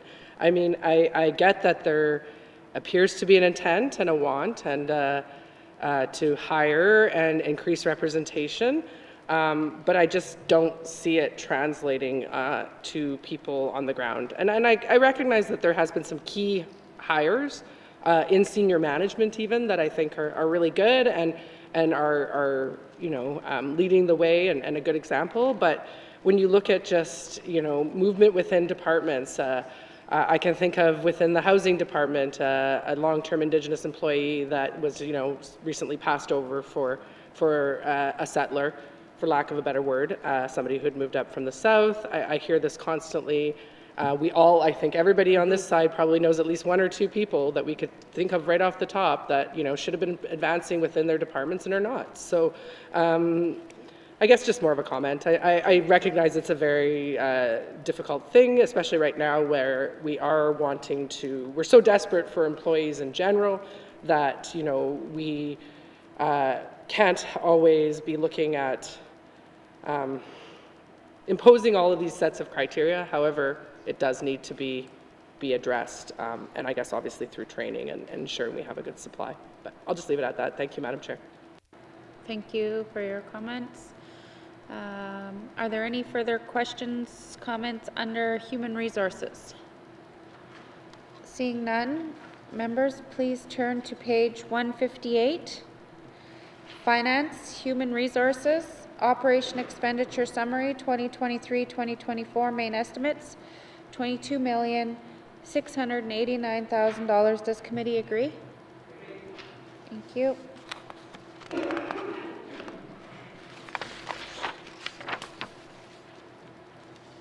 please turn to a Management Board Secretariat beginning on page 161 with information items on 162 to 164. Are there any questions or comments under this section? Member for Frame Lake. Thanks, Madam Chair. So on page 161, the YELLOWKNIfe fiber project is listed. Can someone explain to me, was that just like put out to tender, or how was that project undertaken? Thanks, Madam Chair. Thank you. Minister? Thank you, Madam Chair. That project is led by the Cleacho government. So the funding that you see there back in 21-22 was to help them in terms of supporting their design and planning services. But then beyond that, it is a project led by the Cleacho government. Thank you. Thank you. Member for Frame Lake? Okay, thanks. Who actually owns the infrastructure then at the end of the day? Thanks, Madam Chair. Thank you. Minister? Thank you, Madam Chair. I understand it is the Cleacho government that would ultimately own that. Thank you. Thank you. Member for Frame Lake? Okay, thanks. And then we don't have any residual obligations for O&M or and so on. Is that correct? Thanks, Madam Chair. Thank you. Minister? That's correct, Madam Chair. Member for Frame Lake? Okay, thanks. I know I keep asking this question, and it probably is kind of annoying, as it can be. The Northwest Territories Heritage Fund, why is there just this placeholder figure of $7,600,000 for, looks like, last year, the revised estimates? Surely to goodness we must know what that figure is by now. Thanks, Madam Chair. Thank you. Minister? Thank you, Madam Chair. Madam Chair, that is, the number that's put in here is based on historical averages, and so that's why you see 7.6 million there, and it does obviously vary year by year, but based on historical averages, that's the number that is used. Thank you, Madam Chair. Thank you. Member for Frame Lake? Okay, thanks. So when do we actually know how much is in the Heritage Fund? Thanks, Madam Chair. Thank you. Minister?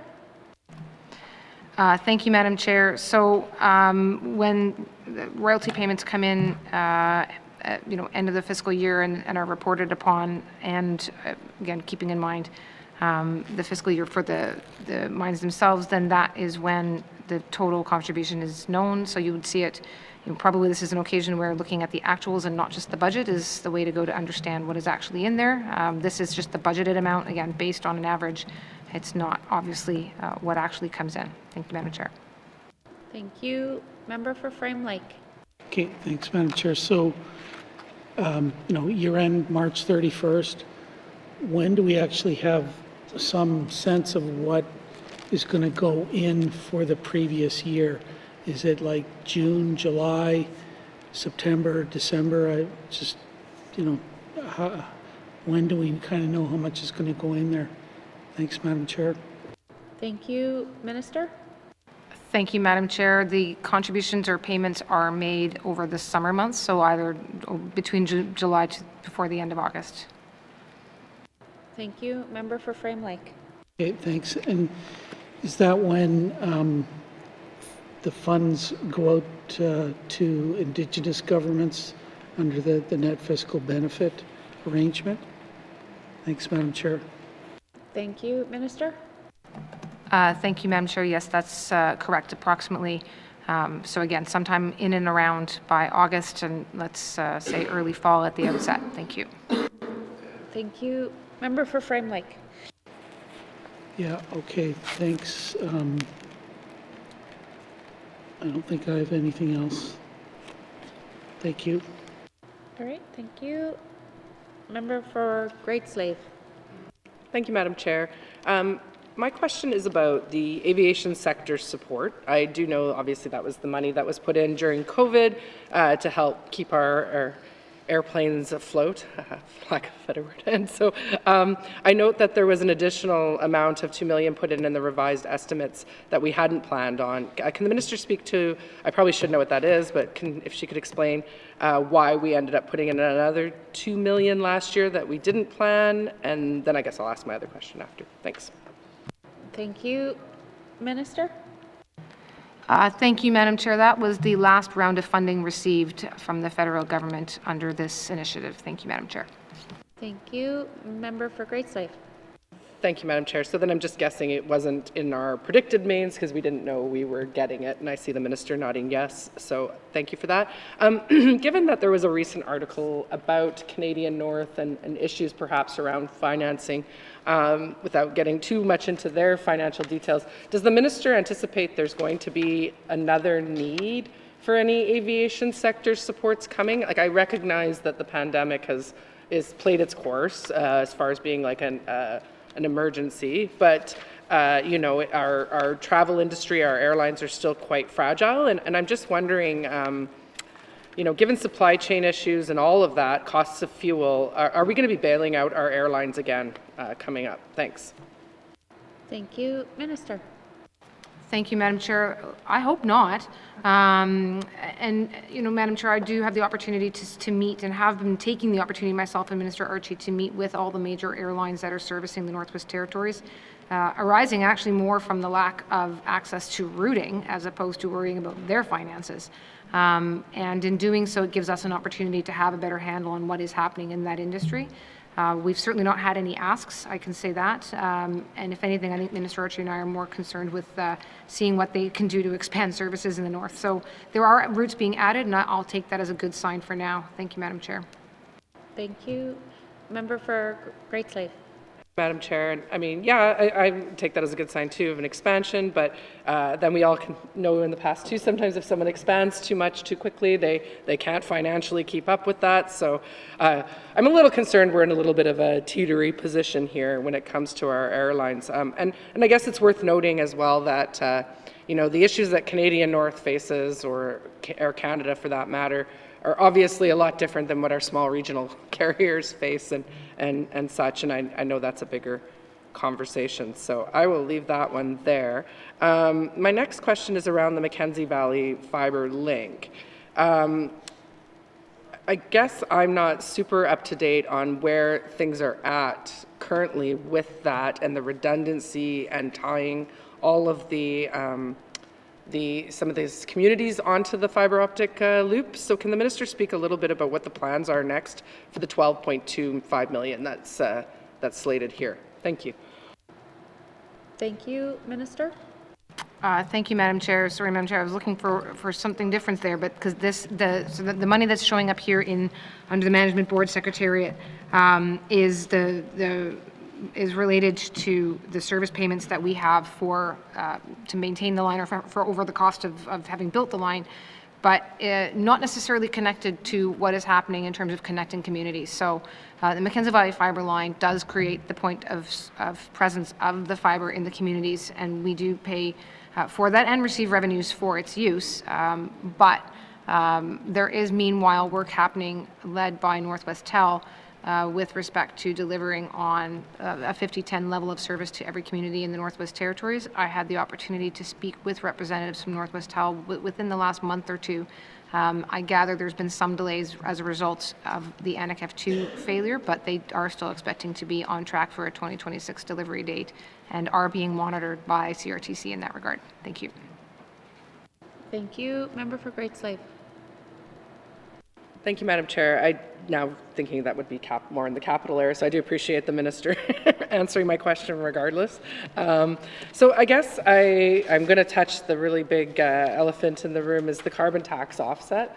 Again, I'm not on the GovOps committee. I do struggle at times to understand everything that is going on around the carbon tax. And given that there is $47.8 million here, and yet it's my understanding that we can't use these for rebates, where does this money end up going, given the changes come April 1st? Thank you. Thank you. Minister. Thank you, Madam Chair. So the increase on expenditures here is the increase to the grants that are for various rebates, benefits associated with offsetting. So there is the grant, I mean, and this is of course all projected and premised on the notion that what we anticipated in Bill 60 would pass, which obviously is not guaranteed by any stretch. The largest amount would be for the large emitter program that we have, which is not a complete or total remission of taxes paid by large emitters, but only the amount that is planned for under the 72%. They right now pay roughly 50% of the tax as compared to other residents or businesses that are paying carbon taxes. There's also the rebate for the generation of electricity. There's the rebate for cost of living to individual residents. So that's the different pieces here. And I mean, maybe I'll leave it to see what the next question might be, Madam Chair. Thank you. Thank you. Member for Great Slave. Thank you. If I can come up with one that makes sense. I guess, yeah, so my understanding is that we can't give back then the direct money to people at the moment or going forward based on what the government is changing, but we can still give rebates and things under other programs. Is that what the minister is saying? Thank you. Thank you. Minister. Yeah, thank you, Madam Chair. So again, it's federal government rules that we're working within. And, I'd like to suggest we're basically putting up a shield to try to ensure that the full force of what the federal government is doing doesn't impact residents and businesses in the Northwest Territories. The total grants and rebates that are proposed here are $47.18 million. There's also almost $700,000 that is required to administer the program, largely through the Canada Revenue Agency. We don't have necessarily the manpower to do it, but it does still come with a cost. And then the breakdown is we cannot rebate heating fuel anymore. So that's certainly a big one that we and other jurisdictions have been very vocal about, but to no avail. And yes, you cannot, right now, people, when they pay, if they're getting their heating fuel or whatever other sorts of fuel, it's right at the point of purchase, so at the pump, so to speak. That is also not allowed anymore. You cannot negate the carbon signal, meaning you can't make it seem to someone that they're not paying it when they're paying it. It is now needs to be apparent to a person that they're paying the tax, even if we as the N.W.T are going to try and step in and actually completely mitigate that tax later through the payment. At the front end, the federal government is saying they want people to know what they're paying. At the back end, we're saying we're going to prevent them from actually being impacted by it financially. Now, look, one of the benefits of that is that if it hopefully will motivate people to, in fact, take steps, whether it's through Arctic Energy Alliance or otherwise, to reduce GHG emissions. Then they get more money in their pocket when they get their cost of living offset. But it just means that you can't upfront know what you have to upfront know what you're paying. There. Thank you, Madam Chair. Thank you. Member for Great Slave. Thank you, Madam Chair. I do appreciate that the minister is a bit verbose, but I did understand from the first sentence what the answer to my question was. So I just want to, one thing there that twigged me in that comment was the $700,000 to administer the program. So I have to say that feels like a bit of a kick in the teeth from federal government. Not only are we imposing this all on you, we're now going to charge you another $700,000 to administer it for you. So is there any opportunity perhaps for us to go back to the feds and just say, please, at the very least, remove the $700,000 admin fee and give that back to us? Thank you. Thank you. Minister? Thank you, Madam Chair. Madam Chair, there are costs associated with having the Canada Revenue Agency administering our tax collection in general, so I don't know that this is necessarily unique or distinct. The reality is it would cost a significant amount of money for the N.W.T to do that in human resources capacity, and if they didn't do it, we'd have to do it. So it's sort of a one way or the other. It might actually be more expensive for us to have to sort of start up our own entire tax collection and administration system. CRA is actually a fairly large, I think surprisingly large part of the federal government that might just sort of swing under the radar, but I don't have their budgets in front of me, and nor do I intend to defend them. But just to say that part of ours is yeah, it's something that has to happen one way or the other. Thank you. Thank you. Are there any further questions to the Management Board Secretariat from members? Seeing none, please turn to page 161. Finance Management Board Secretariat Operation Expenditure Summary 2023-2024 main estimates $110,692,000. Does committee agree? Thank you. We'll now turn to page 166, Office of the Chief Information Officer, with information items on page 167. Are there any questions? Member for Cam Lake. Thank you, Madam Chair. Just a couple of questions. And I mean, the Minister and I have had conversations about this before. One of the things that I am finding increasingly frustrating lately is when I go and talk to another minister about integrated service delivery and the barriers to being able to provide integrated service delivery to Northerners because of our systems that we use within the government. And so I'm wondering if, we've got $21.8 million here in expenditures for this office, and I know that they do far more than just purchase software, or rather manage the purchase of software. And so is there funding within here to work on an interoperability framework? Thank you. Thank you, Minister. Thank you, Madam Chair. There's not necessarily a line item that associates to interoperability, but Madam Chair, the member knows that's one of my new favorite words. It certainly is, I think, the goal in speaking with our new Chief Information Officer to get to a place of having more interconnectedness. There are, for example, SAM and DIMS and programs such as that are now being rolled out across the whole of government, which will hopefully support, but also simply making it more of a priority in general, because it takes people and it does take resources to pay for these rather complex and expensive systems. So again, not a line item per se, but really is doesn't need to be, because it's a big focus of what the Chief Information Officer is expected to deliver. Thank you. Thank you. Member for Cam Lake. Thank you very much, Madam Chair. Madam Chair, something like interoperability framework is not likely something that we're going to see show up in the priorities of the 20th Assembly as a line item, so to say. And so I'm wondering what suggestions the Department of Finance would have to the next Assembly coming in to be able to push this item to be able to actually deliver results across the government. Thank you. Thank you, Minister.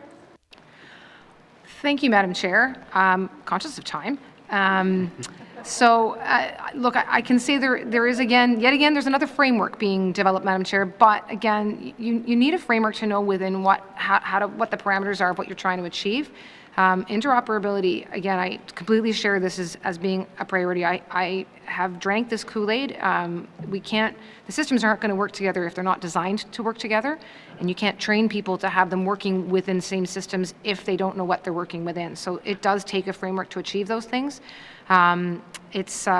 Enterprise architecture is another one I'm going to introduce you to as being the thing that is used to actually create that interoperability. So it's being worked on, and I'd be happy to perhaps provide a bit of a written update to members rather than trying to do it in limited space of time here. Thank you, Madam Chair. Thank you. Member for Cam Lake.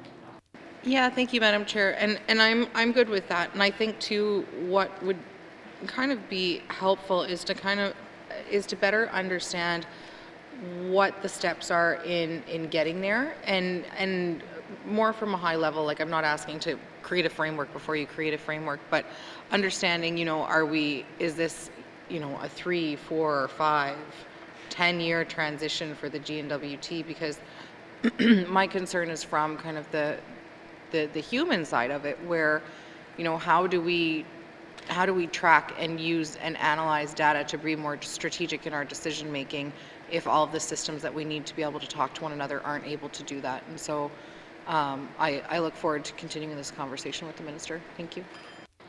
Thank you. Are there any further questions, comments under the Office of the Chief Information Officer? Seeing none, please turn to page 166. Finance Office of the Chief Information Officer, Operation Expenditure Summary, 2023-2024 main estimates, $21,834,000. Does committee agree? Thank you, committee. We will now turn to the Office of the Comptroller General, beginning on page 169, with information items on page 170 and 171. Are there any questions? Seeing no questions, please turn to page 169. Finance Office of the Comptroller General, Operation Expenditure Summary, 2023-2024 main estimates, $93,016,000. Does committee agree?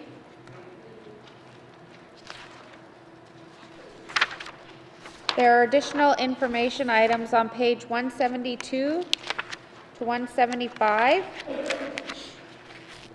Are there any questions? Member for Frame Lake. Thanks, Madam Chair. I started to ask some questions about the Heritage Fund before, and then it twigged me to some, I think I got an explanation for this, but I'm still not quite sure about this. So there's figures shown on the Heritage Fund on page 172, but then there's a Roman numeral 14. There's a summary of resource revenue sharing, and the contributions to the Heritage Fund shown on that page are not the same as what I seem to see on page 172.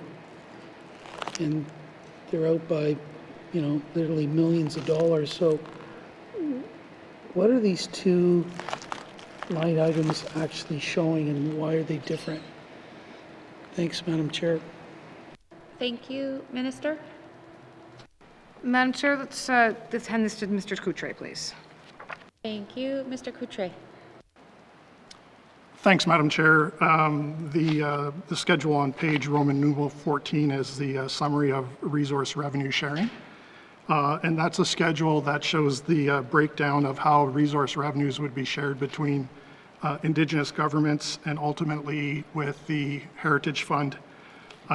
It's really a different schedule than what is presented over in the finance section under the information item for the Heritage Fund. You can track the actual contribution to the Heritage Fund for the actual year. For 21-22, it was $5.6 million, and members will see that over in the corresponding schedule for the Heritage Fund. But for those future years, the Heritage Fund schedule just shows the amount of the budget that the Department of Finance is appropriated for. Thank you, Madam. Thank you. Member for Frame Lake. Okay, thanks for that. So then if there's actuals shown on Roman numeral 14, I can see how it lines up with 21-22 back on page 172, but 22-23, there's just this placeholder amount of $7.6 million on page 172, whereas on Roman numeral 14, it actually shows, $2.026 million, which is significantly less than 7.6. So which figure is right, and why wouldn't we be using the actuals that are shown on 14 and put them into 172? Thanks, Madam Chair. Thank you. Minister. Thank you, Madam Chair. So again, 172 is just the budgeted, and I shouldn't say just, it is a budgeted amount. There are other numbers within the budget that are based on a projection. Then there are standard bases by which they come up with the projections. While meanwhile over on and you don't put actuals into the budget, you just put budgeted or projected amounts. That's where you will see the way the department's budgets get built up, of having the actuals, main estimates is the budget, then the revised is things that have changed over time, and then finally ending again with new main estimates. But I can go back one more time perhaps to, the only number that you're going to see common is the 21-22 contribution, because at this point we know what that actual number was.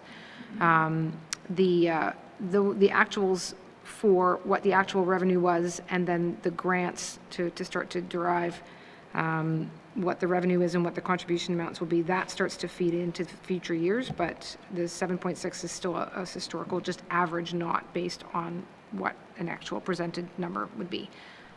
I'll stop there and see if that's got me any further, Madam Chair. Thank you. Member for Frame Lake. Okay, no, sorry. Okay, look, I get that 23-24 is a guesstimate. We're budgeting ahead there. But for 22-23, the one on Roman numeral 14 seems to show actuals, unless I'm totally out to lunch. So I can see where for 21-22, the $5,656,000 lines up with other income for 21-22 on page 172. But why is there just like the $7.6 million then for 22-23 in the main estimates, when on page 14 it shows 2.026 million as a contribution to the Heritage Fund? Thank you. Minister? Thank you, Madam Chair. So again, I'm not sure if we're going to get past this, Madam Chair. So 7.6 is it's a budget estimate, and in 14, it is where we are at in terms of the revenue forecast. I'd suggest, let me try one more time, if I can get Mr. Coutre to just walk through the math, both of the 7.6 of how we calculate it, and then compared to the math of how they calculate it, page 14, please. Thank you. Mr. Coutre. Thanks, Madam Chair. So just to clarify, the amounts on Roman numeral page 14 for the year 22-23, those are still budgeted numbers. They're not actual numbers. And for the revised main estimates, we're forecasting that number to be 3.8 million. But it will likely be a different number once the actuals come in. We don't know what the exact number will be. Eventually, once those actuals are sorted out, you'll see that actual contribution to the Heritage Fund reflected on the Heritage Fund schedule under the Department of Finance. The 7.6 number is the appropriated number that the department has in its budget, and it seems reasonable to put that for those budget years going forward. Thank you, Madam Chair. Thank you. Member for Frame Lake. I think it's too late in the day for me to try to quibble about whether we're going to use actuals when we actually know the amount versus budgeted amounts that are not reflective of reality. So I think I'll just stop there. Thanks, Madam Chair. Thank you. Member for Great Slave. Thank you, Madam Chair. I would like to ask some questions around the Liquor and Cannabis Revolving Fund. And I note that N.W.Ters are increasingly spending more money on cannabis, according to our mains estimates here, seeing an over $1 million rise from last year. So my question is, and I'm going to caveat this with that I grew up in British Columbia, so the cannabis culture has been around for a very long time in that province. And through that, there's a lot of opportunities for things such as cafes and other cannabis-related businesses that are currently at the moment not allowed in the Northwest Territories. And I guess my question is there a plan at any point to look at this sort of operating model of just the government selling and such, and maybe really look at cannabis as a bit of our economic diversity type portfolio, and see if there's a place there for a bit of a cannabis retail or sector. Thank you. Thank you. Minister. Thank you, Madam Chair. Madam Chair, so the process right now is that a proponent would have to be designated as a vendor. There are currently 3 private stores, which certainly, as I think members pointed out, has gone up. And that it may be one of the explanations simply by fact of having more access, that there are now more licensed and legal sales. So there are ongoing processes, I understand, in some of the other, and just also the privately run store that is existing as well, which took that off the hands of the government to run. There are RFPs out typically that would go out to see if someone wants to run a cannabis store in a community and someone can bid on it. There's been at times difficulty in getting people to bid on those RFPs, certainly at least outside of Yellowknife. Yeah, and certainly there's, to the extent that there's interest in that, if we hear that there's interest in that, then that can drive whether or not more RFPs may want to issue or not. Thank you, Madam Chair. Thank you. Member for Great Slave. Thank you, Madam Chair. And I guess I'm also sort of trying to think a little bit more outside of the box of just the sale of cannabis itself. And the reason I bring this up is I have a constituent who is a cannabis influencer. And they are looking to see ways in which they could potentially, do growing workshops, things like that. And such as any other business in the Northwest Territories, maybe we're looking to have some startup cost funding, seed funding, things like that. And I know that's not this hat today that you're wearing, or the minister is wearing, but I'm curious to know if there's any sort of innovative conversation around this type of business. It is a huge market. There is a lot there. There's tourism things with it. So I guess I'm just curious to hear the minister speak a bit about that. Thank you. Thank you. Minister. Thank you, Madam Chair. Yeah, Madam Chair, that's, my first reaction is that's interesting, and not to make it too simple of an answer, but I don't have a good answer right now on the fly, and I think it actually is one that does deserve a bit more of an answer, and one that might, just warrant us going and looking back. There are certainly restrictions and rules around, even sales of liquor as well as sales of cannabis. Certainly hearing, different aspects of that issue in the Northwest Territories, whether or not to regulate a different type of venue. Again, bigger conversation. So if I might suggest this, maybe one that if I can just have a bit of time with the department to see what barriers there are within the legislation or regulations, put that to the member, and then obviously if members want to push for changes, then they would be then well placed to do that, knowing exactly what it is that they would need to see changed to achieve the goals described. Thank you. Thank you. Member for Great Slave. Thank you, Madam Chair. Yeah, and I will definitely follow up with the minister for a further conversation with her other hat on as well, with ITI. And again, I really do want to be respectful of the conversation around liquor and the damage it has done in the Northwest Territories. However, in Yellowknife, and what I hear from some residents is the frustration at the liquor store not being open on Sundays, and it strikes me as quite odd in how we decide to treat cannabis versus liquor, where cannabis can be sold on a Sunday and liquor cannot, and I know this is a very complex conversation in the territory, but when I do look at Yellowknife, I don't see necessarily why we are not selling alcohol on Sundays, and so is that something that the government or the department is looking to perhaps change in the future, even if it is community specific and community driven? Which ones do it? Thank you. Thank you, Minister. Thank you, Madam Chair. So there is, of course, there has been a review of the Liquor Act in the life of this Assembly, and I would say credit to the Standing Committee for encouraging that to move forward there, and that would be one of the items that can be considered through that process, and it's obviously then a process that includes public consultation. I think the members sort of stated it much the way I've been receiving information, which is that there's what might be workable and appropriate for a large centre such as Yellowknife may not necessarily be reflective of what's wanted by a small community, and part of what it would be nice to see in amended liquor legislation is actually to be able to empower individual communities to better reflect what they want without too many hoops, including the desires of community in Yellowknife, which may be different. So not to go too far on the what's coming or what may not be coming in the legislation, in amended legislation, only to say that is exactly the kind of balance that needs to be struck therein. Thank you. Thank you. Member for Great Slave.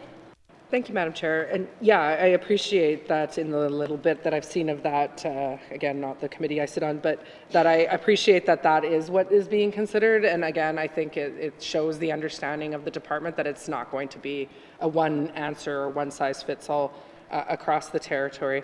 And then I guess I'll just ask lastly, because I think that usually MLA Johnson asks, and maybe he's not going to today. Is there a way, or some others have asked, to actually funnel this money directly into our rehab, addiction services, et cetera? And I'm pretty sure I already know what the answer is going to be, but I'll ask again. Thank you, Madam Chair. Thank you. Minister? Thank you, Madam Chair. Madam Chair, I've been asking a lot of questions lately about revolving funds, and haven't received a lot of positive response to them from the department, from their experts, and there's a number of reasons for that. One of them is if you start to put money into the revolving fund, well, for one, if it sits in a revolving fund, it doesn't actually get appropriated and approved in the House. So in terms of being able to maintain control over what the spending actually is by the government, the minute it goes off into a revolving fund, it doesn't get approved here. And I would be remiss as the Minister of Finance for the government to say we shouldn't be appropriating our money here at this chamber in this process. Another challenge is that if you put the money in the revolving fund and it's a certain amount, but it's not enough, again, it's more difficult to necessarily draw from other sources as opposed to the Consolidated Revenue Fund, which is the ultimate bank account of the Government of the Northwest Territories, which is where all the money comes from. So if there's a program or service that starts to be in greater need or become a greater priority, as we have seen priorities evolve over the life of the Assembly, it's easy to adjust, again, in the course of where we spend and how we spend, if it's part of that overall budgeting process. And last comment on more specific to the question, Madam Chair, is the addiction side of this issue really is a health and social services area of expertise. The departments did work together because we had, of course, the Liquor Act work going on and the development of the alcohol and addiction strategy happening. So the two leads on that were meeting regularly, and I understand we're trying to make their work at least not to be contradictory one to the other. Thank you. Thank you. Member for Great Slave. Thank you. Then my question is, why is it a revolving fund to begin with? I really struggle sometimes with understanding the accounting mechanisms that have been set up, the third arm health, the third arm's length health authorities, the housing corp or an N.W.T housing not being a department. Like, why did we decide to do it this way? What makes this worthwhile if we can't then control it? Thank you. Thank you. Minister? Thank you, Madam Chair. I think I set myself up for that one. Madam Chair, so, I mean, we have the Liquor and Cannabis Commission, which is the entity responsible for actually doing the sales of the liquor and now cannabis. So the revolving fund really does fund those operations, and as soon as they have an excess, they don't make a profit. That money goes back to the consolidated revenue of the Government of the Northwest Territories. But by keeping it separate, they can run their own operation. Separate unto themselves, which I would say is not necessarily an area that I am keen to see myself have to get too involved in the actual buying and selling of the liquor. Thank you. Thank you. Anything final, Member for Great Slave? Seeing as the minister left me like 15 seconds, I really do want to ask a question. However, just I won't. That could be her reward. So thank you, Madam Chair. Thanks. All right. Are there any further questions under the information items? Seeing none, thank you, members. Please return now to the departmental summary found on page 149. Revenue summary information items on page 150. Are there any questions? No further questions. I will now call the department summary. Finance operation expenditures, total department 2023-2024 main estimates $337,534,000. Member for Frame Lake, Mr. Merci, Madame la Présidente. I move that this committee defer further consideration of the estimates for the Department of Finance at this point. Merci, Madam Chair.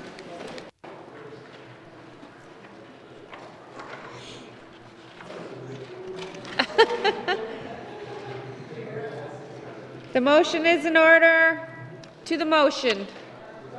Question has been called. All those in favor? All those opposed?